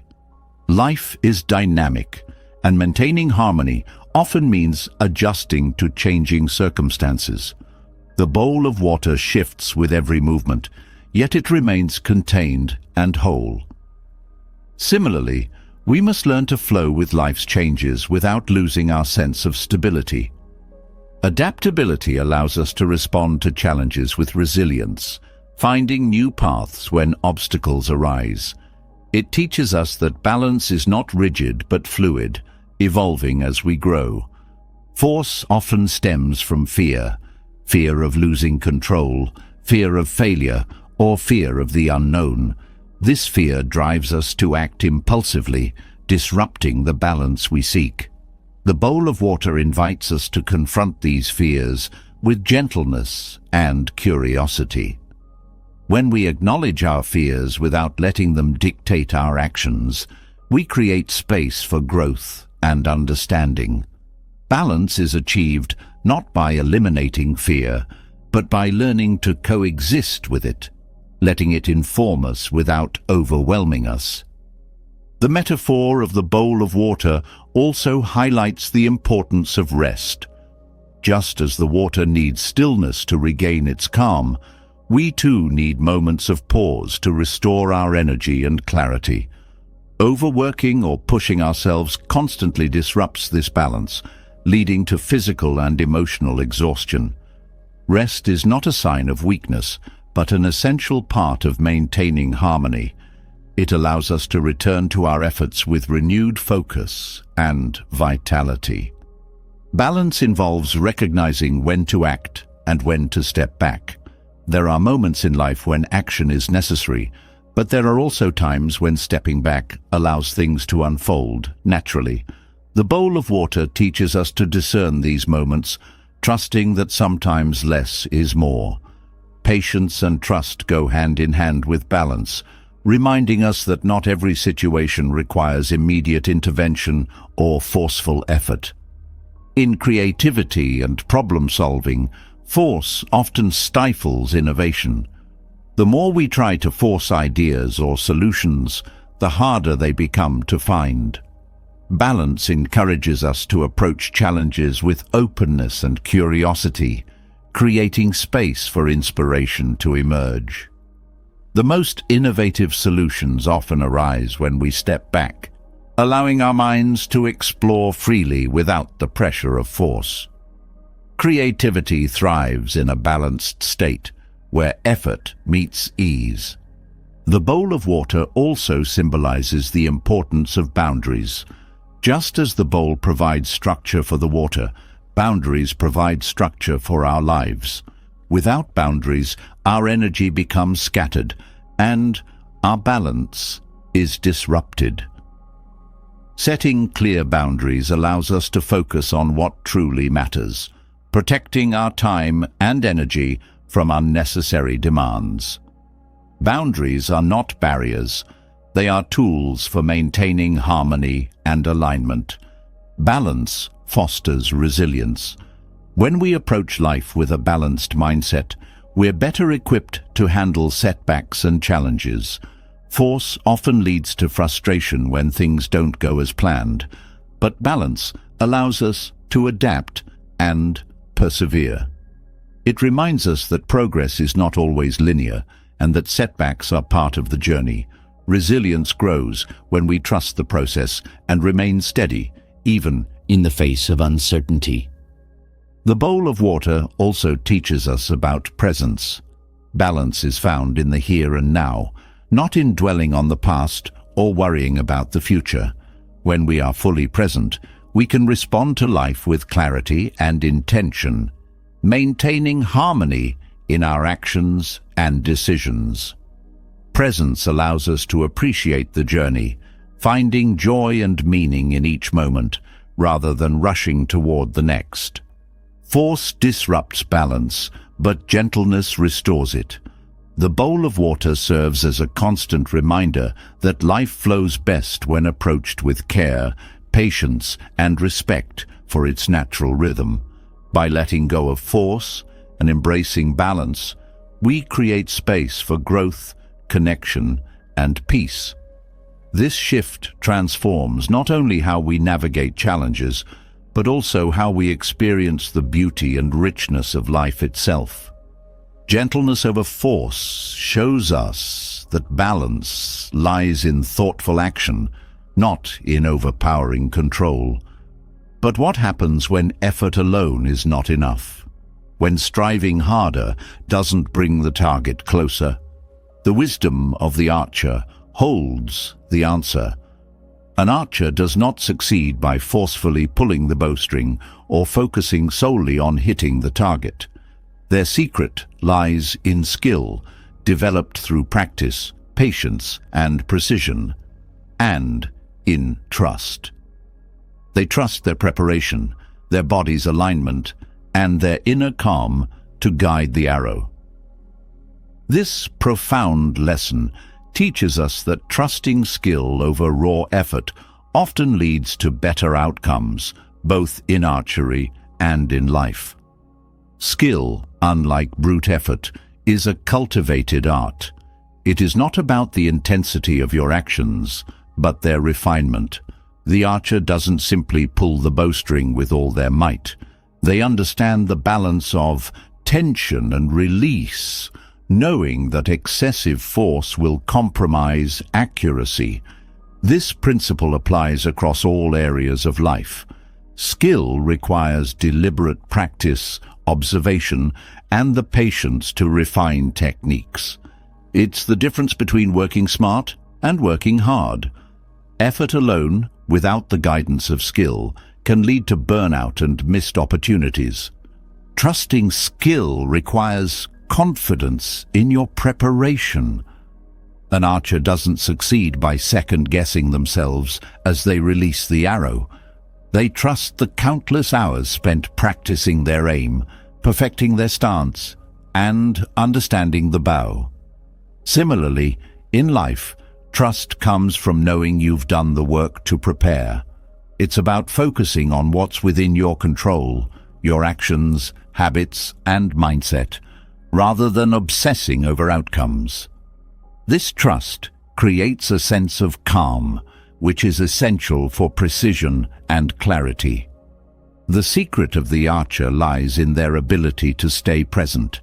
Their focus is not on the target itself, but on the process of the shot, drawing the bow, steadying their breath, and releasing with intention. This mindfulness ensures that every action is deliberate and aligned. When we apply this approach to our goals, we shift our attention from obsessing over results to mastering the steps that lead to them. Being present allows us to engage fully, avoiding the distractions of fear, doubt, or impatience. Trusting skill over effort also involves embracing flow. The archer's movements are fluid, almost effortless, because they have become second nature. Flow is not about forcing yourself into a state of productivity. It's about aligning with your abilities and focusing deeply on the task at hand. In this state, time seems to slow down, and your actions feel natural and effective. Achieving flow requires both preparation and letting go of the need to control every detail. It's a balance of discipline and trust. Patience is integral to developing skill. The archer doesn't achieve mastery overnight.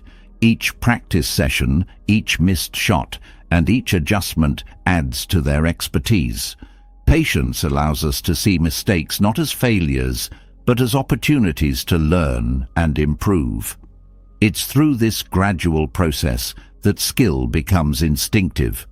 When we embrace patience, we free ourselves from the pressure of immediate results, allowing us to focus on the long-term growth that truly matters. The archer also teaches us the value of calm under pressure. No matter how skilled they are, their performance can be derailed by anxiety or haste. Maintaining composure is key to hitting the target. In life, challenges and high-pressure situations test our ability to remain calm. Trusting our skill means knowing we've prepared for these moments and allowing that preparation to guide us. Calmness brings clarity, enabling us to make thoughtful decisions even in difficult circumstances. Precision over power is another core lesson of the archer. They understand that accuracy depends on careful alignment, not on sheer strength. In the same way, success in life often comes from small, intentional actions rather than grand, forceful gestures.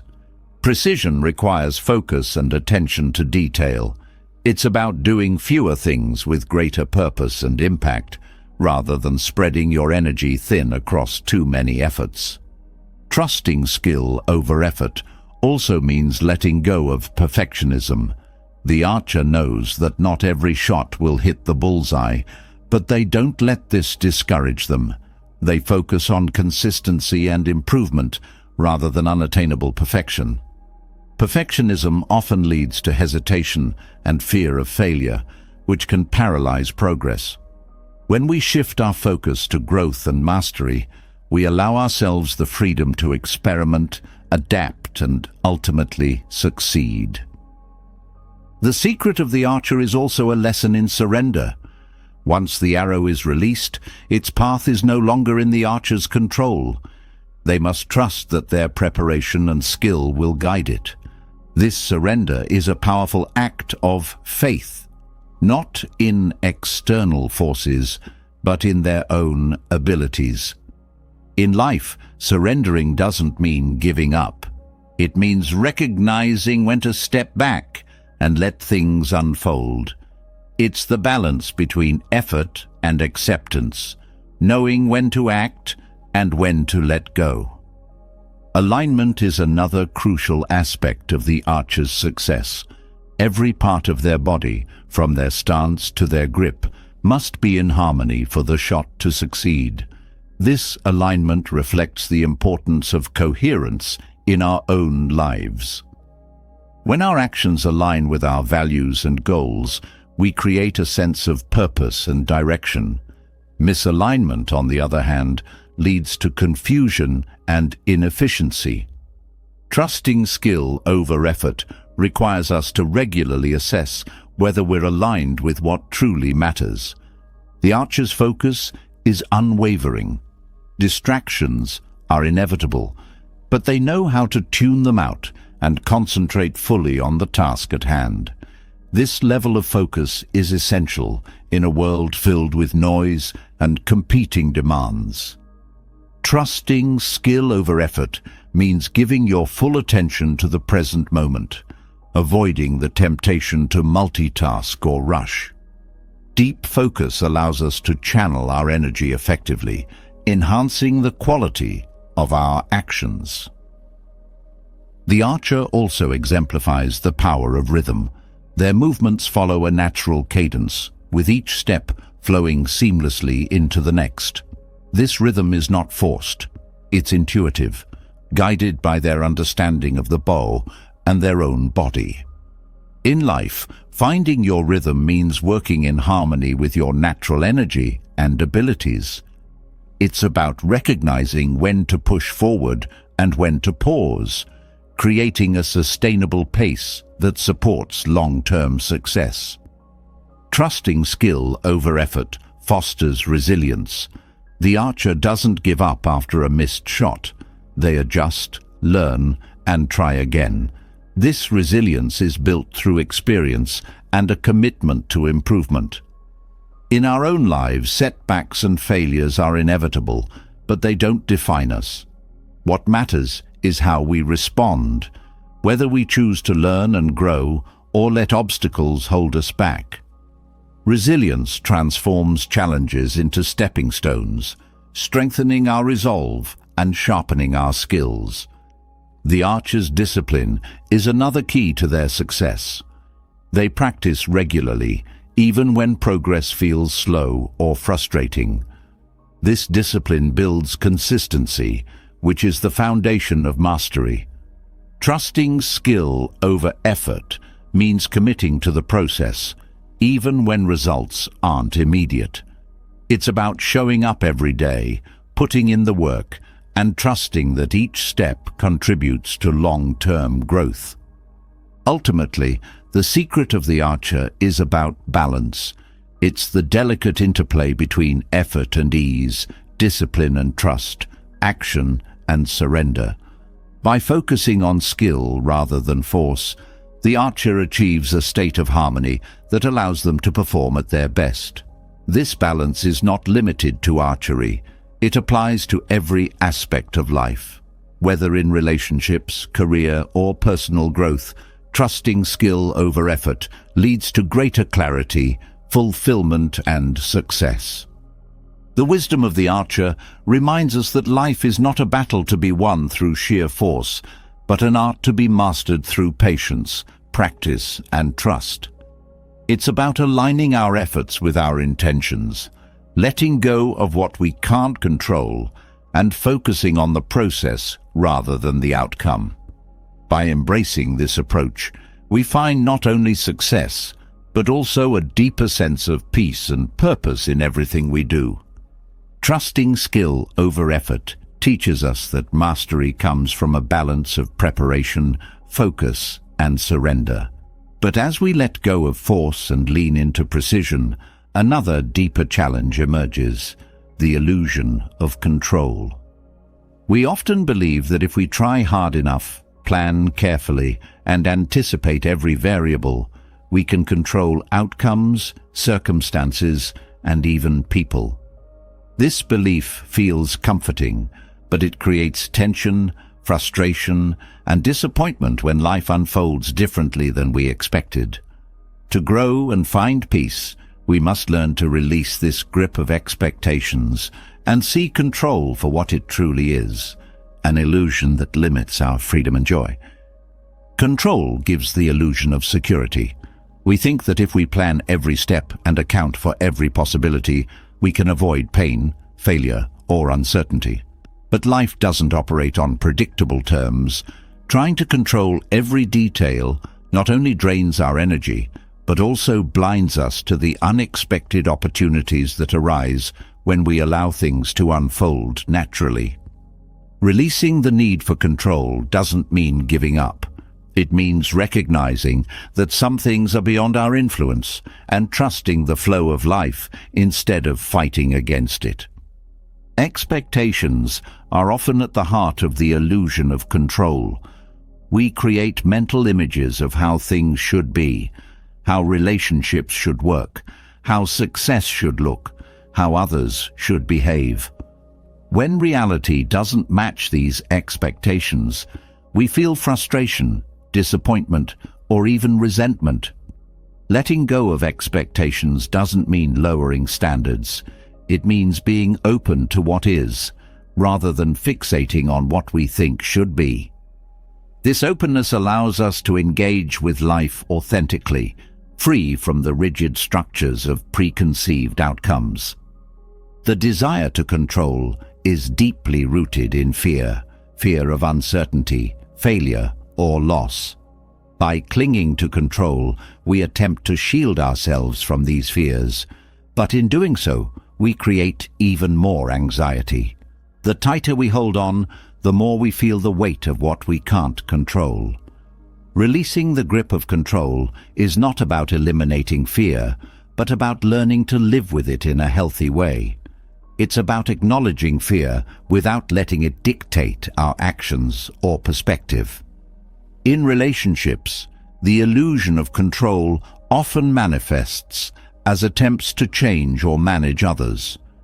We may think that by guiding or influencing their decisions, we're helping them or improving the relationship.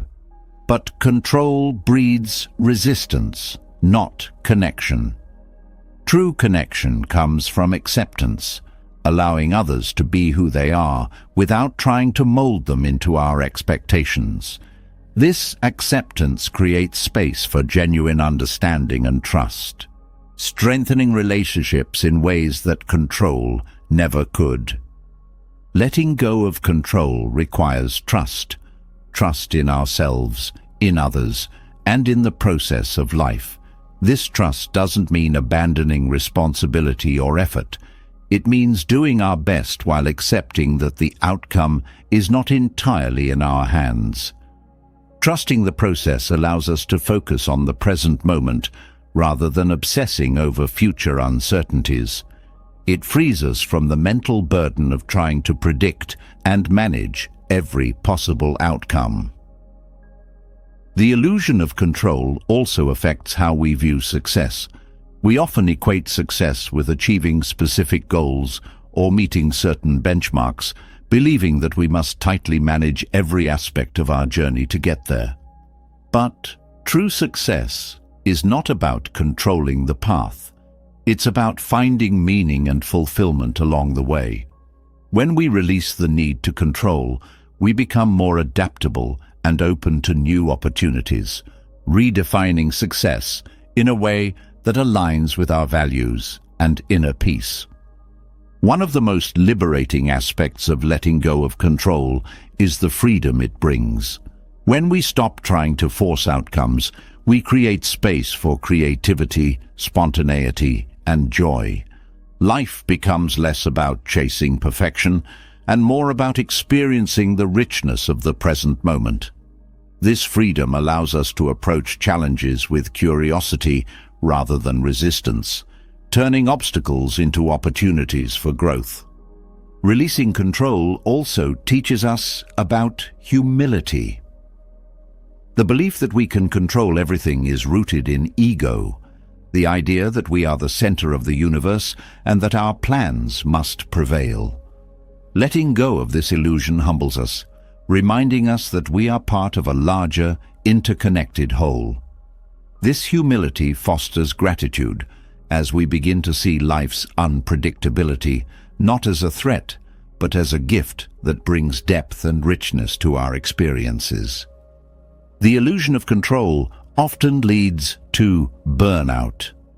The constant effort to manage every detail, anticipate every risk, and meet every expectation is exhausting.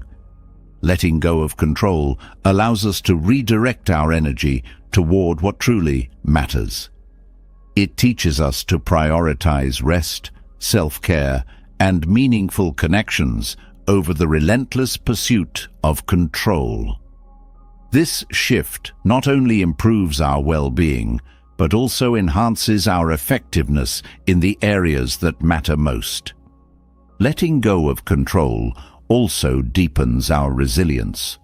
When we stop resisting life's uncertainties, we become better equipped to handle them. Resilience grows when we embrace change, adapt to new circumstances, and trust our ability to navigate challenges. This adaptability is a powerful antidote to the rigidity that comes with the illusion of control. It allows us to thrive in the face of adversity, turning setbacks into stepping stones.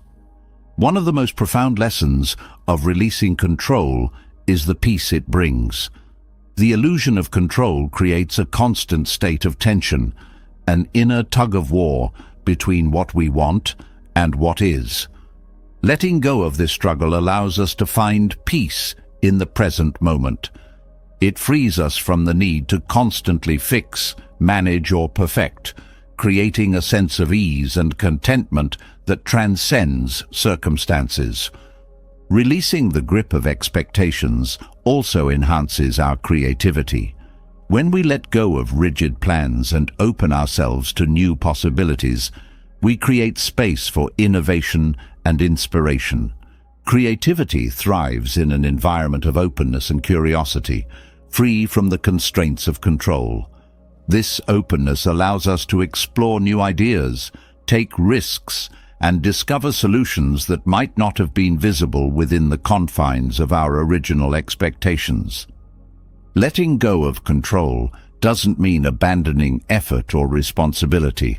It means aligning our actions with what we can influence while releasing attachment to the outcome. This balance between effort and surrender is where true empowerment lies.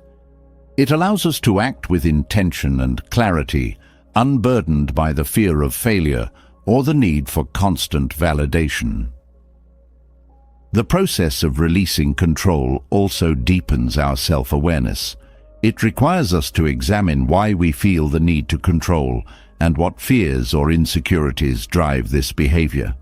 This introspection helps us understand ourselves on a deeper level, uncovering the patterns and beliefs that shape our actions. With this awareness, we can begin to replace control with trust, fear with courage, and rigidity with flexibility. The beauty of letting go is that it allows life to surprise us. When we release our grip on expectations, we become open to the unexpected gifts and opportunities that life has to offer. These moments often bring more joy and meaning than anything we could have planned or controlled. Letting go doesn't mean settling for less. It means creating space for more growth, more connection, and more fulfillment. The illusion of control is a powerful force, but it is not unbreakable. By recognizing its limitations and embracing the unpredictability of life, we can free ourselves from its constraints. Letting go of control is not an act of defeat. It is an act of liberation. It allows us to live more fully, love more deeply, and approach life with a sense of wonder and trust that transcends our fears and doubts. Through this release, we discover a peace and freedom that no amount of control could ever provide. Releasing the grip of expectations opens the door to a calmer, freer existence. Yet, there's something deeper that keeps pulling us back into patterns of clinging. Obsession. Obsession disguises itself as passion or commitment, but its weight is unmistakable. It binds us to outcomes, traps us in cycles of overthinking, and drains us of peace. The journey from obsession to freedom is not about losing care or drive. It's about shedding the unnecessary weight that holds us back. It's about learning the art of letting go, not as an act of surrender, but as a pathway to transformation and liberation. Obsession creates a prison of its own design. It thrives on attachment, convincing us that we must hold tighter, do more, or think harder to achieve what we desire. Whether it's in relationships, ambitions, or even our self-image, obsession narrows our vision and consumes our energy. It keeps us in a constant state of tension, as if our happiness depends entirely on controlling a single aspect of life. Letting go, however, breaks these chains. It allows us to step back, see the bigger picture, and rediscover the joy and clarity that obsession clouds. Freedom begins with recognizing the difference between healthy passion and obsessive attachment. Passion fuels us, inspiring us to pursue goals and invest in what matters most. Obsession, on the other hand, becomes a form of control, an unrelenting need for things to unfold in a specific way. Letting go does not mean abandoning passion. It means allowing it to flow without becoming entangled in outcomes. When we let go, passion transforms into a source of inspiration rather than a source of stress. Letting go requires trust, not only in the process, but also in ourselves.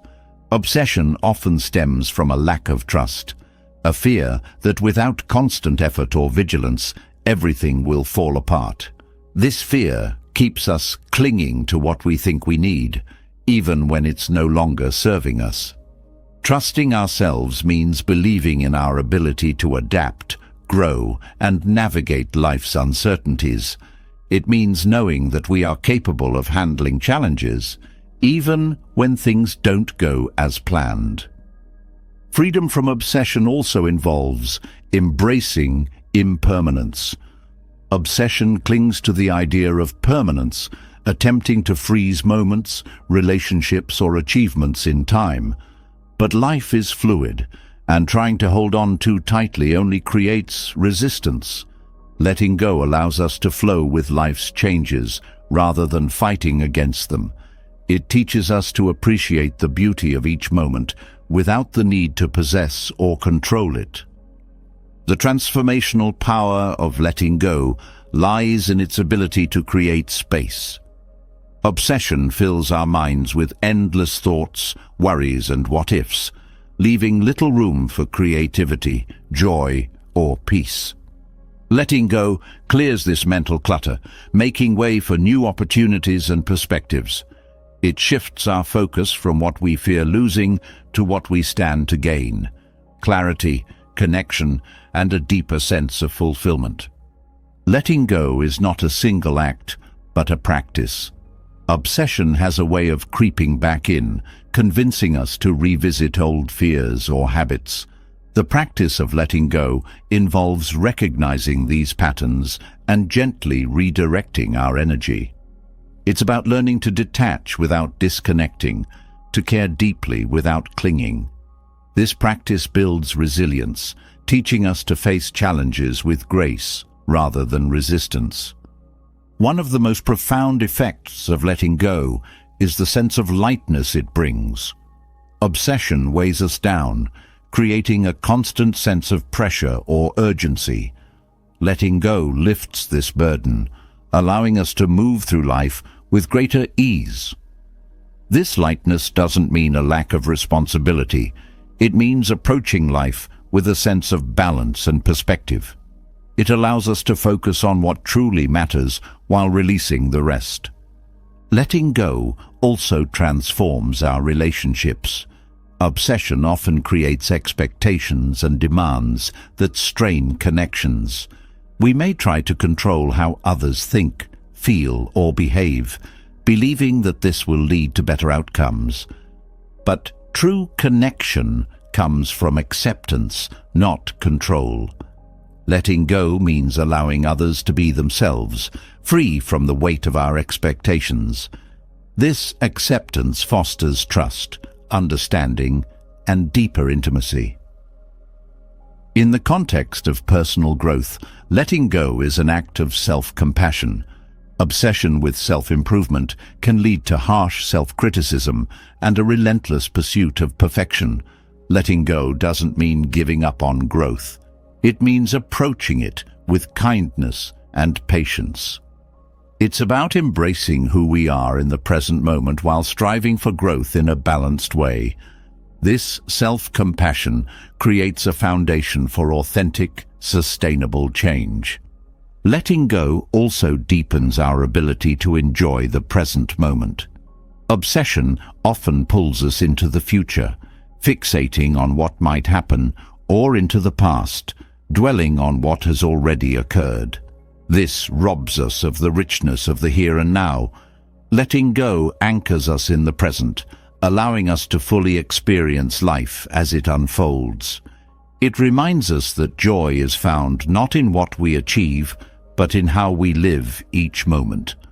Freedom from obsession requires courage. Letting go means stepping into the unknown, releasing what feels familiar or safe. It's natural to fear this uncertainty, but it's also where transformation begins. Courage is not the absence of fear, but the willingness to move forward despite it.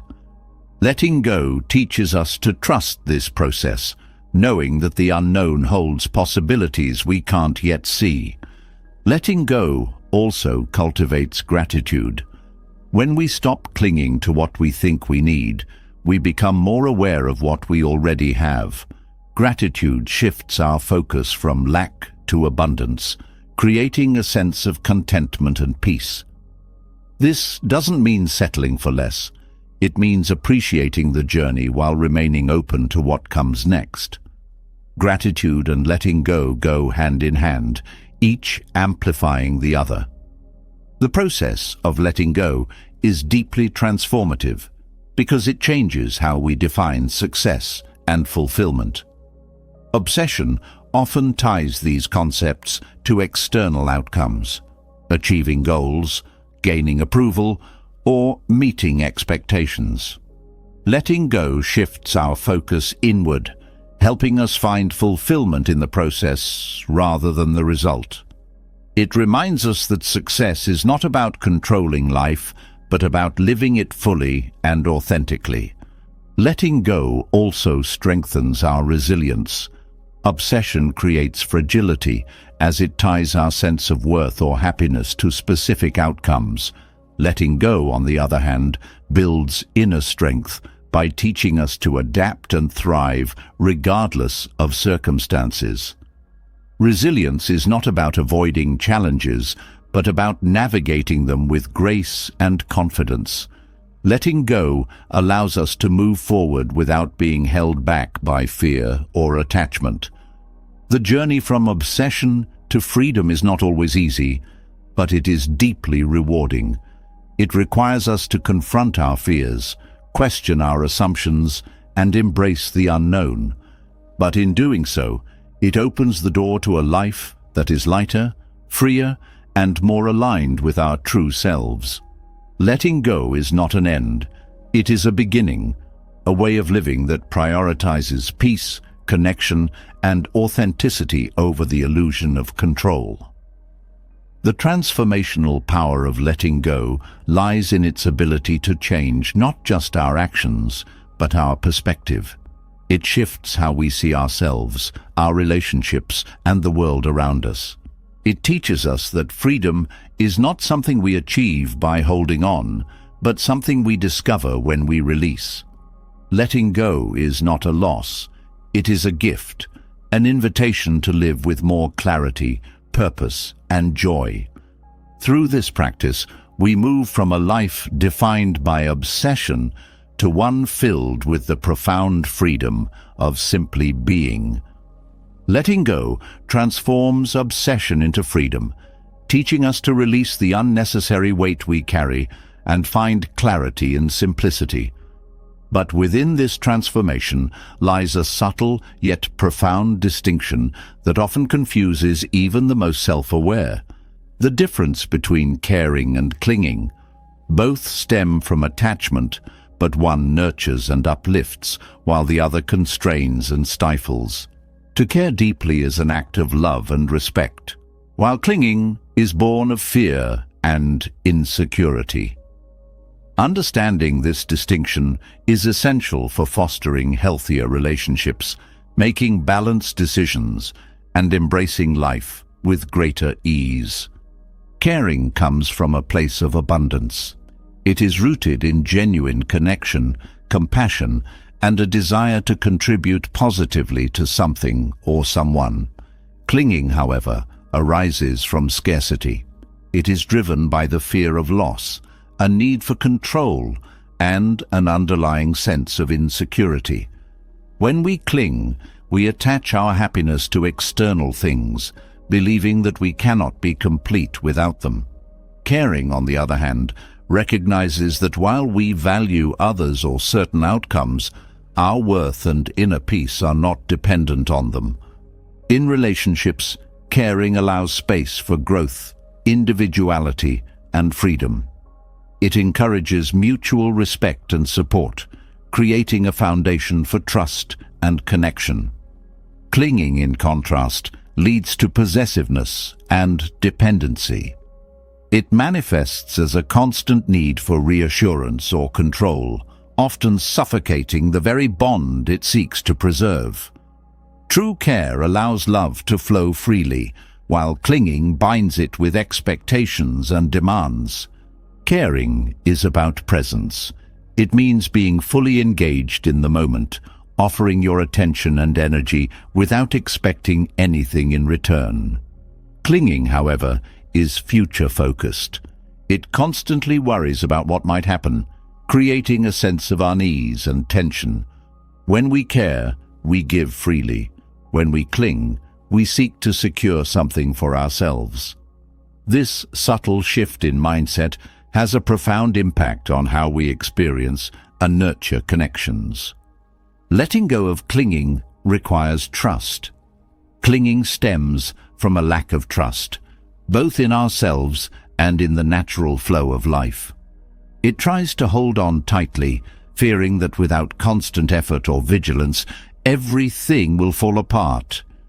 Caring, however, trusts in the strength of the bond or the process. It understands that genuine connections and meaningful outcomes don't require force.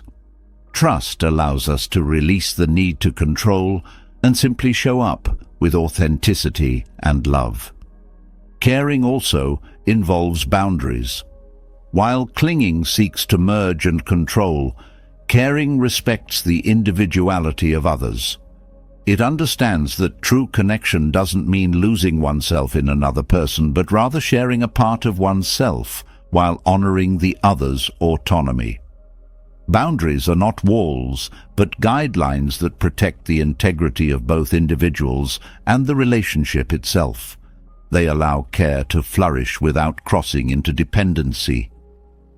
Clinging often creates fear-based behavior. It leads to overthinking, excessive worry, and actions driven by anxiety rather than clarity. Caring, by contrast, is grounded in confidence. It recognizes that while we cannot control everything, we can still contribute positively and respond thoughtfully. This shift from fear to confidence transforms how we navigate challenges and uncertainties in our relationships and pursuits. Caring allows for acceptance. It acknowledges and respects the reality of what is, without trying to force it into an idealized version. Clinging, on the other hand, resists acceptance. It tries to bend reality to fit expectations, creating frustration and disappointment when things don't go as planned. By practicing care without clinging, we learn to embrace life as it unfolds, finding peace in both its beauty and imperfections. The energy of caring is expansive. It uplifts and nurtures, creating an environment where growth and connection thrive. Clinging, however, is restrictive. It narrows focus, creating a sense of tension and confinement. When we shift from clinging to caring, we not only enhance our relationships, but also free ourselves from the emotional weight of constant worry and control. Caring fosters gratitude. It appreciates what is, valuing the moments, connections, and experiences we have. Clinging, on the other hand, focuses on what might be lost or what is lacking. This focus on scarcity diminishes our ability to feel grateful, replacing it with a sense of fear or dissatisfaction. Gratitude is a powerful antidote to clinging, reminding us of the abundance already present in our lives. Clinging often leads to burnout. The constant effort to hold on tightly to relationships, outcomes, or even self-image drains our emotional and mental energy. Caring, however, is sustainable. It allows us to give without depleting ourselves because it comes from a place of balance and mutual respect. Learning to care without clinging ensures that our energy is directed toward what truly matters, without overwhelming ourselves in the process. Understanding the difference between caring and clinging also transforms how we approach challenges. Clinging creates resistance, making it harder to adapt when things don't go as expected. Caring, however, allows for flexibility. It accepts that setbacks and changes are part of life, approaching them with an open mind and a willingness to adjust. This adaptability is key to maintaining balance and resilience in the face of uncertainty. Caring is rooted in love, while clinging is rooted in fear. Love nurtures, empowers, and uplifts, while fear constricts and limits. By shifting from clinging to caring, we move from a mindset of scarcity to one of abundance. This shift not only improves our relationships, but also enhances our overall well-being, as we let go of the constant tension and worry that clinging creates. Letting go of clinging doesn't mean letting go of connection or commitment. It means releasing the unhealthy attachment that creates dependency and control. Caring deeply is still possible and even more meaningful when it's free from the constraints of clinging. It allows us to show up fully, engage authentically, and connect in ways that are both freeing and fulfilling. Caring versus clinging also shapes how we view ourselves. Clinging often stems from a fear of inadequacy, believing that our worth is tied to external validation or outcomes. Caring, on the other hand, comes from a place of self-assurance. It recognizes our inherent value and allows us to contribute to others without losing ourselves in the process. This self-assurance creates a foundation for healthy, balanced connections. Caring embraces flow, while clinging resists it. Life is ever-changing, and clinging tries to hold on to what feels safe or certain. Caring, however, moves with life's rhythm, adapting to its ebbs and flows. This flexibility not only reduces stress, but also allows us to experience life more fully, finding joy in its dynamic and unpredictable nature. The journey from clinging to caring is one of liberation. It frees us from the fear-driven need to control and allows us to engage with life and others from a place of love and trust. It transforms how we give, how we connect, and how we experience the world around us.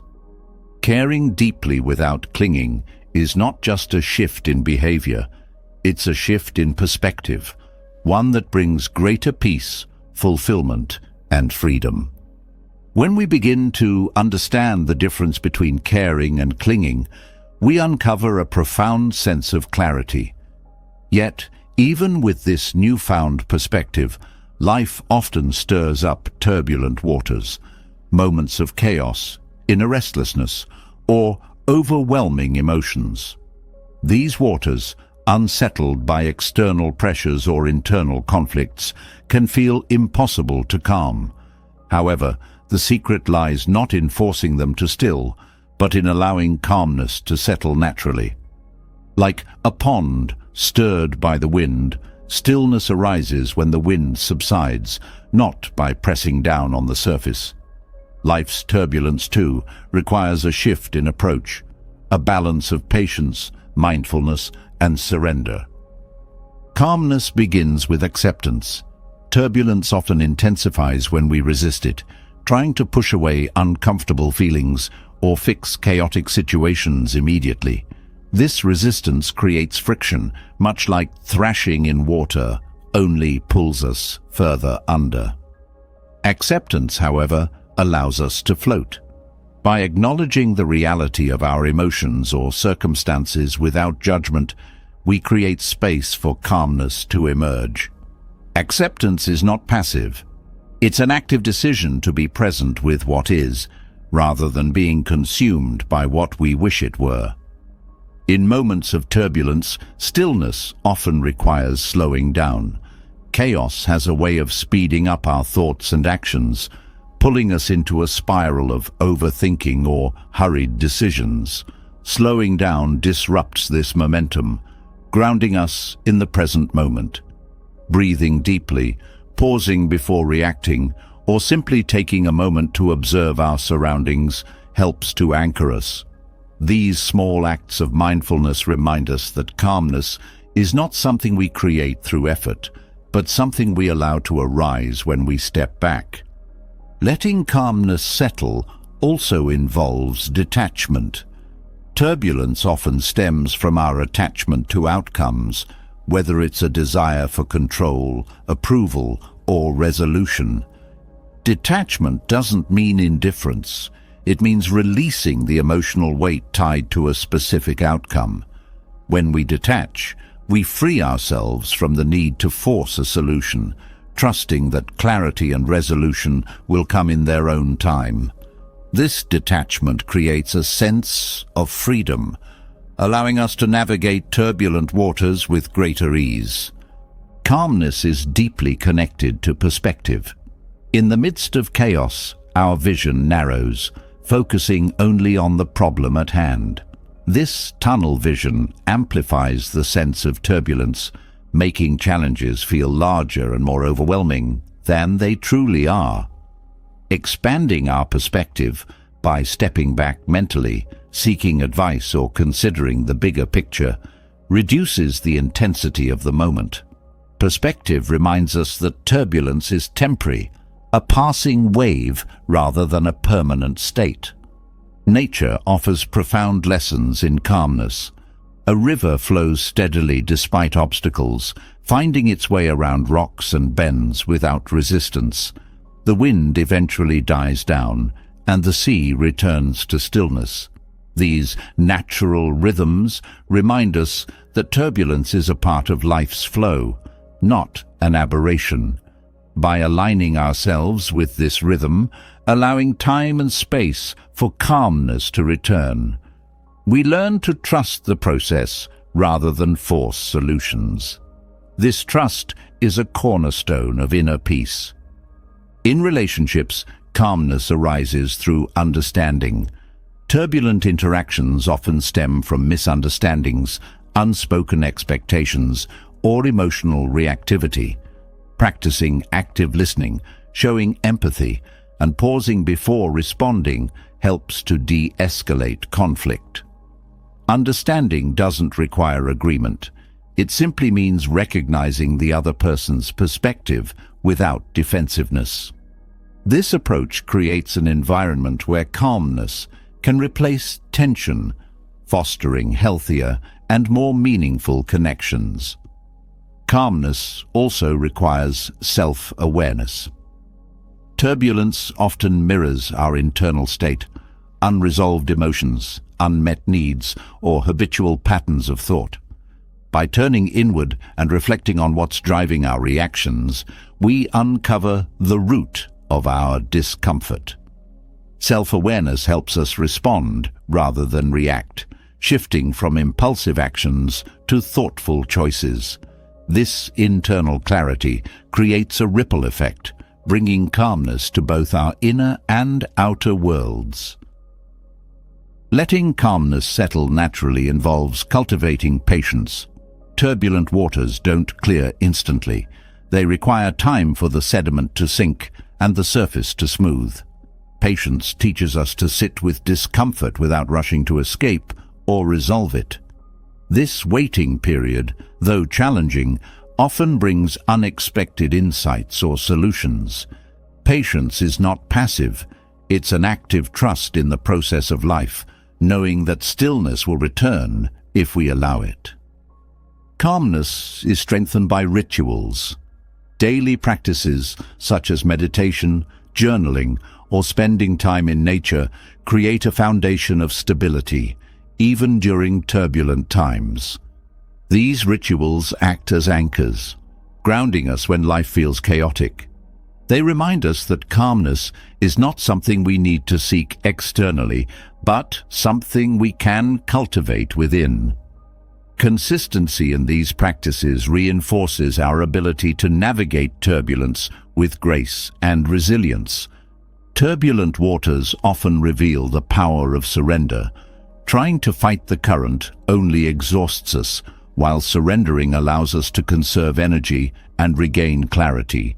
Surrender is not about giving up. It's about letting go of the need to control every detail and trusting that the flow of life will guide us. This act of surrender creates space for calmness to settle, transforming struggle into a sense of ease. Calmness is also a practice of gratitude. Turbulence often draws our attention to what's wrong, pulling us away from what's right. Practicing gratitude shifts this focus, reminding us of the blessings and stability already present in our lives. Gratitude doesn't eliminate challenges, but it reframes them, allowing us to approach them with a more balanced and centered mindset. This shift creates a foundation for calmness, even in the midst of chaos. Resilience is born from calmness.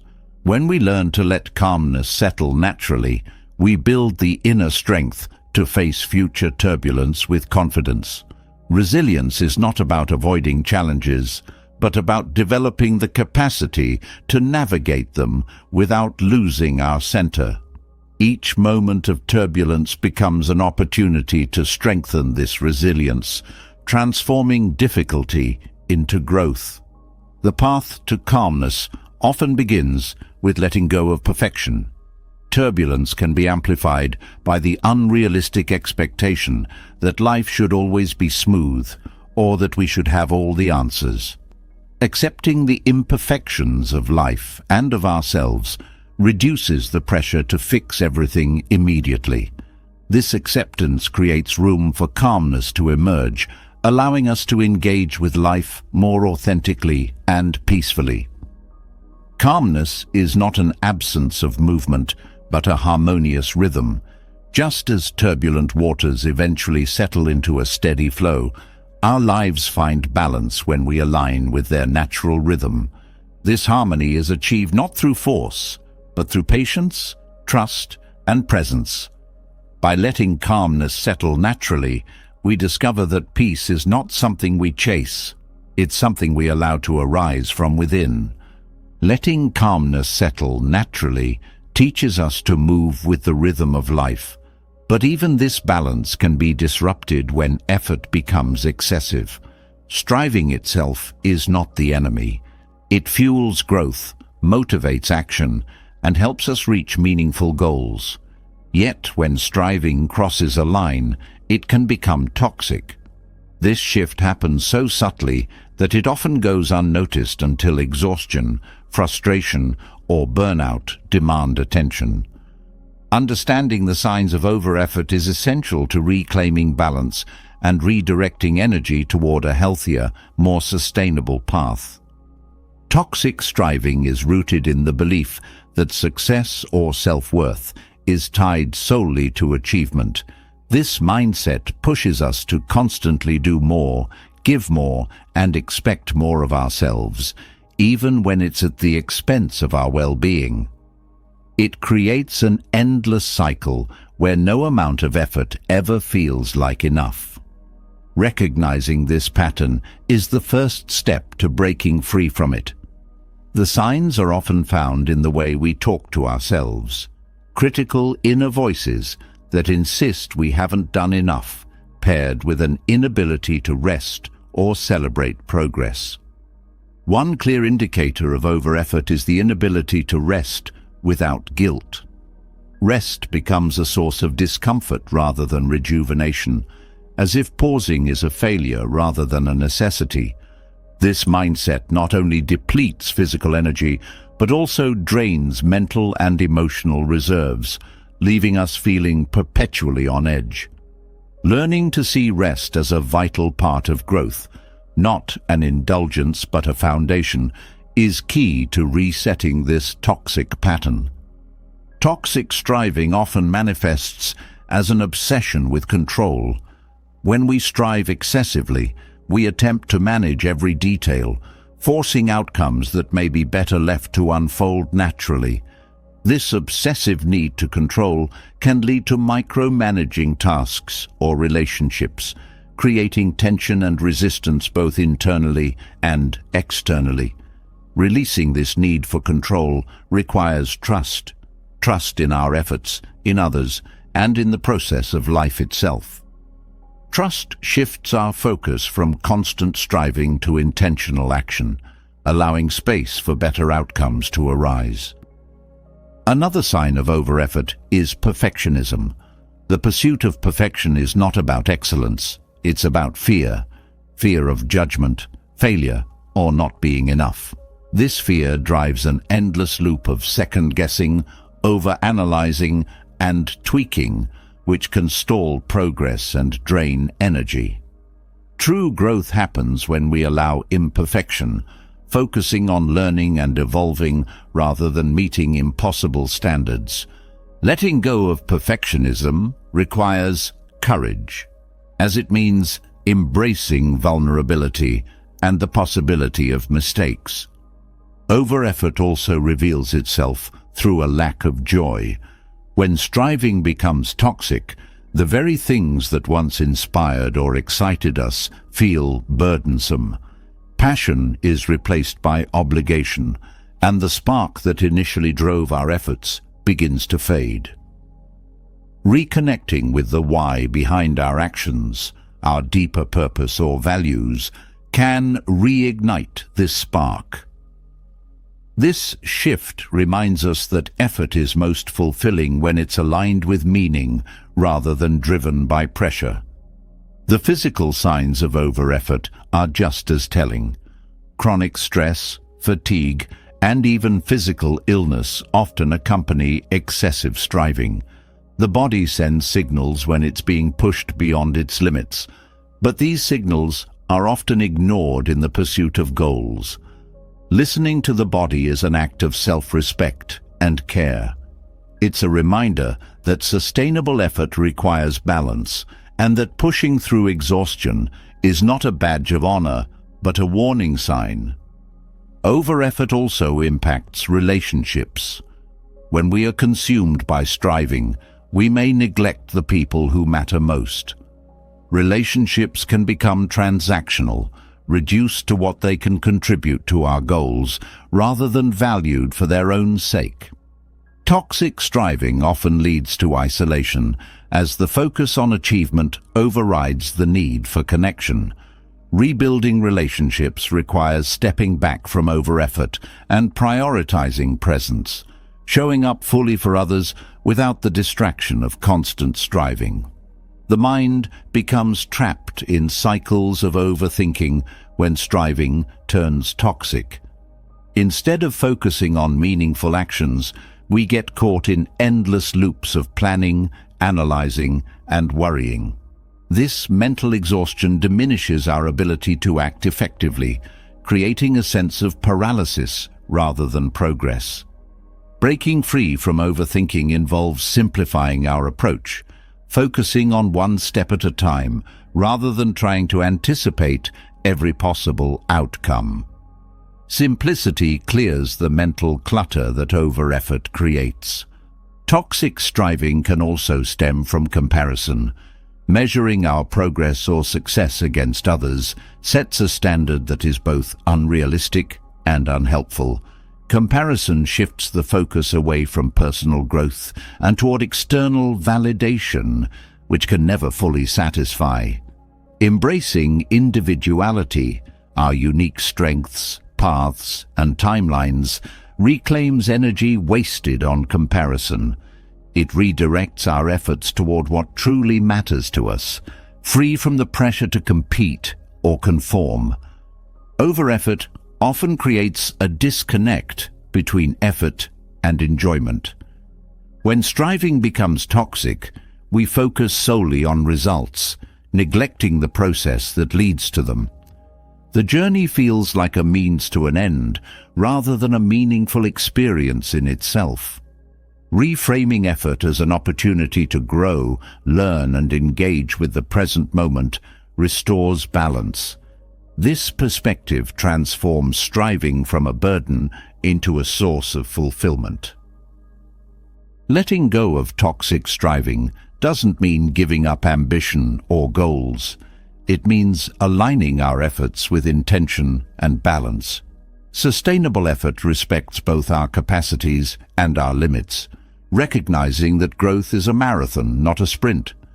Slowing down and pacing ourselves ensures that we can continue moving forward without depleting our reserves. It's not about doing less, but about doing better, focusing on quality over quantity.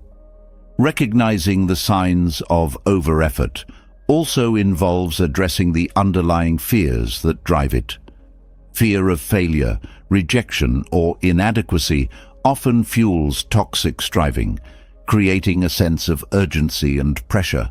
Facing these fears directly, acknowledging and questioning them, helps to dismantle their hold on us. This process requires compassion, both for the parts of us that strive and for the parts that struggle. Self-compassion turns striving into a kinder, more supportive journey. The transformational power of releasing toxic striving lies in the freedom it brings. Without the weight of constant pressure, we gain clarity, energy, and a renewed sense of purpose. Effort becomes a choice rather than an obligation, allowing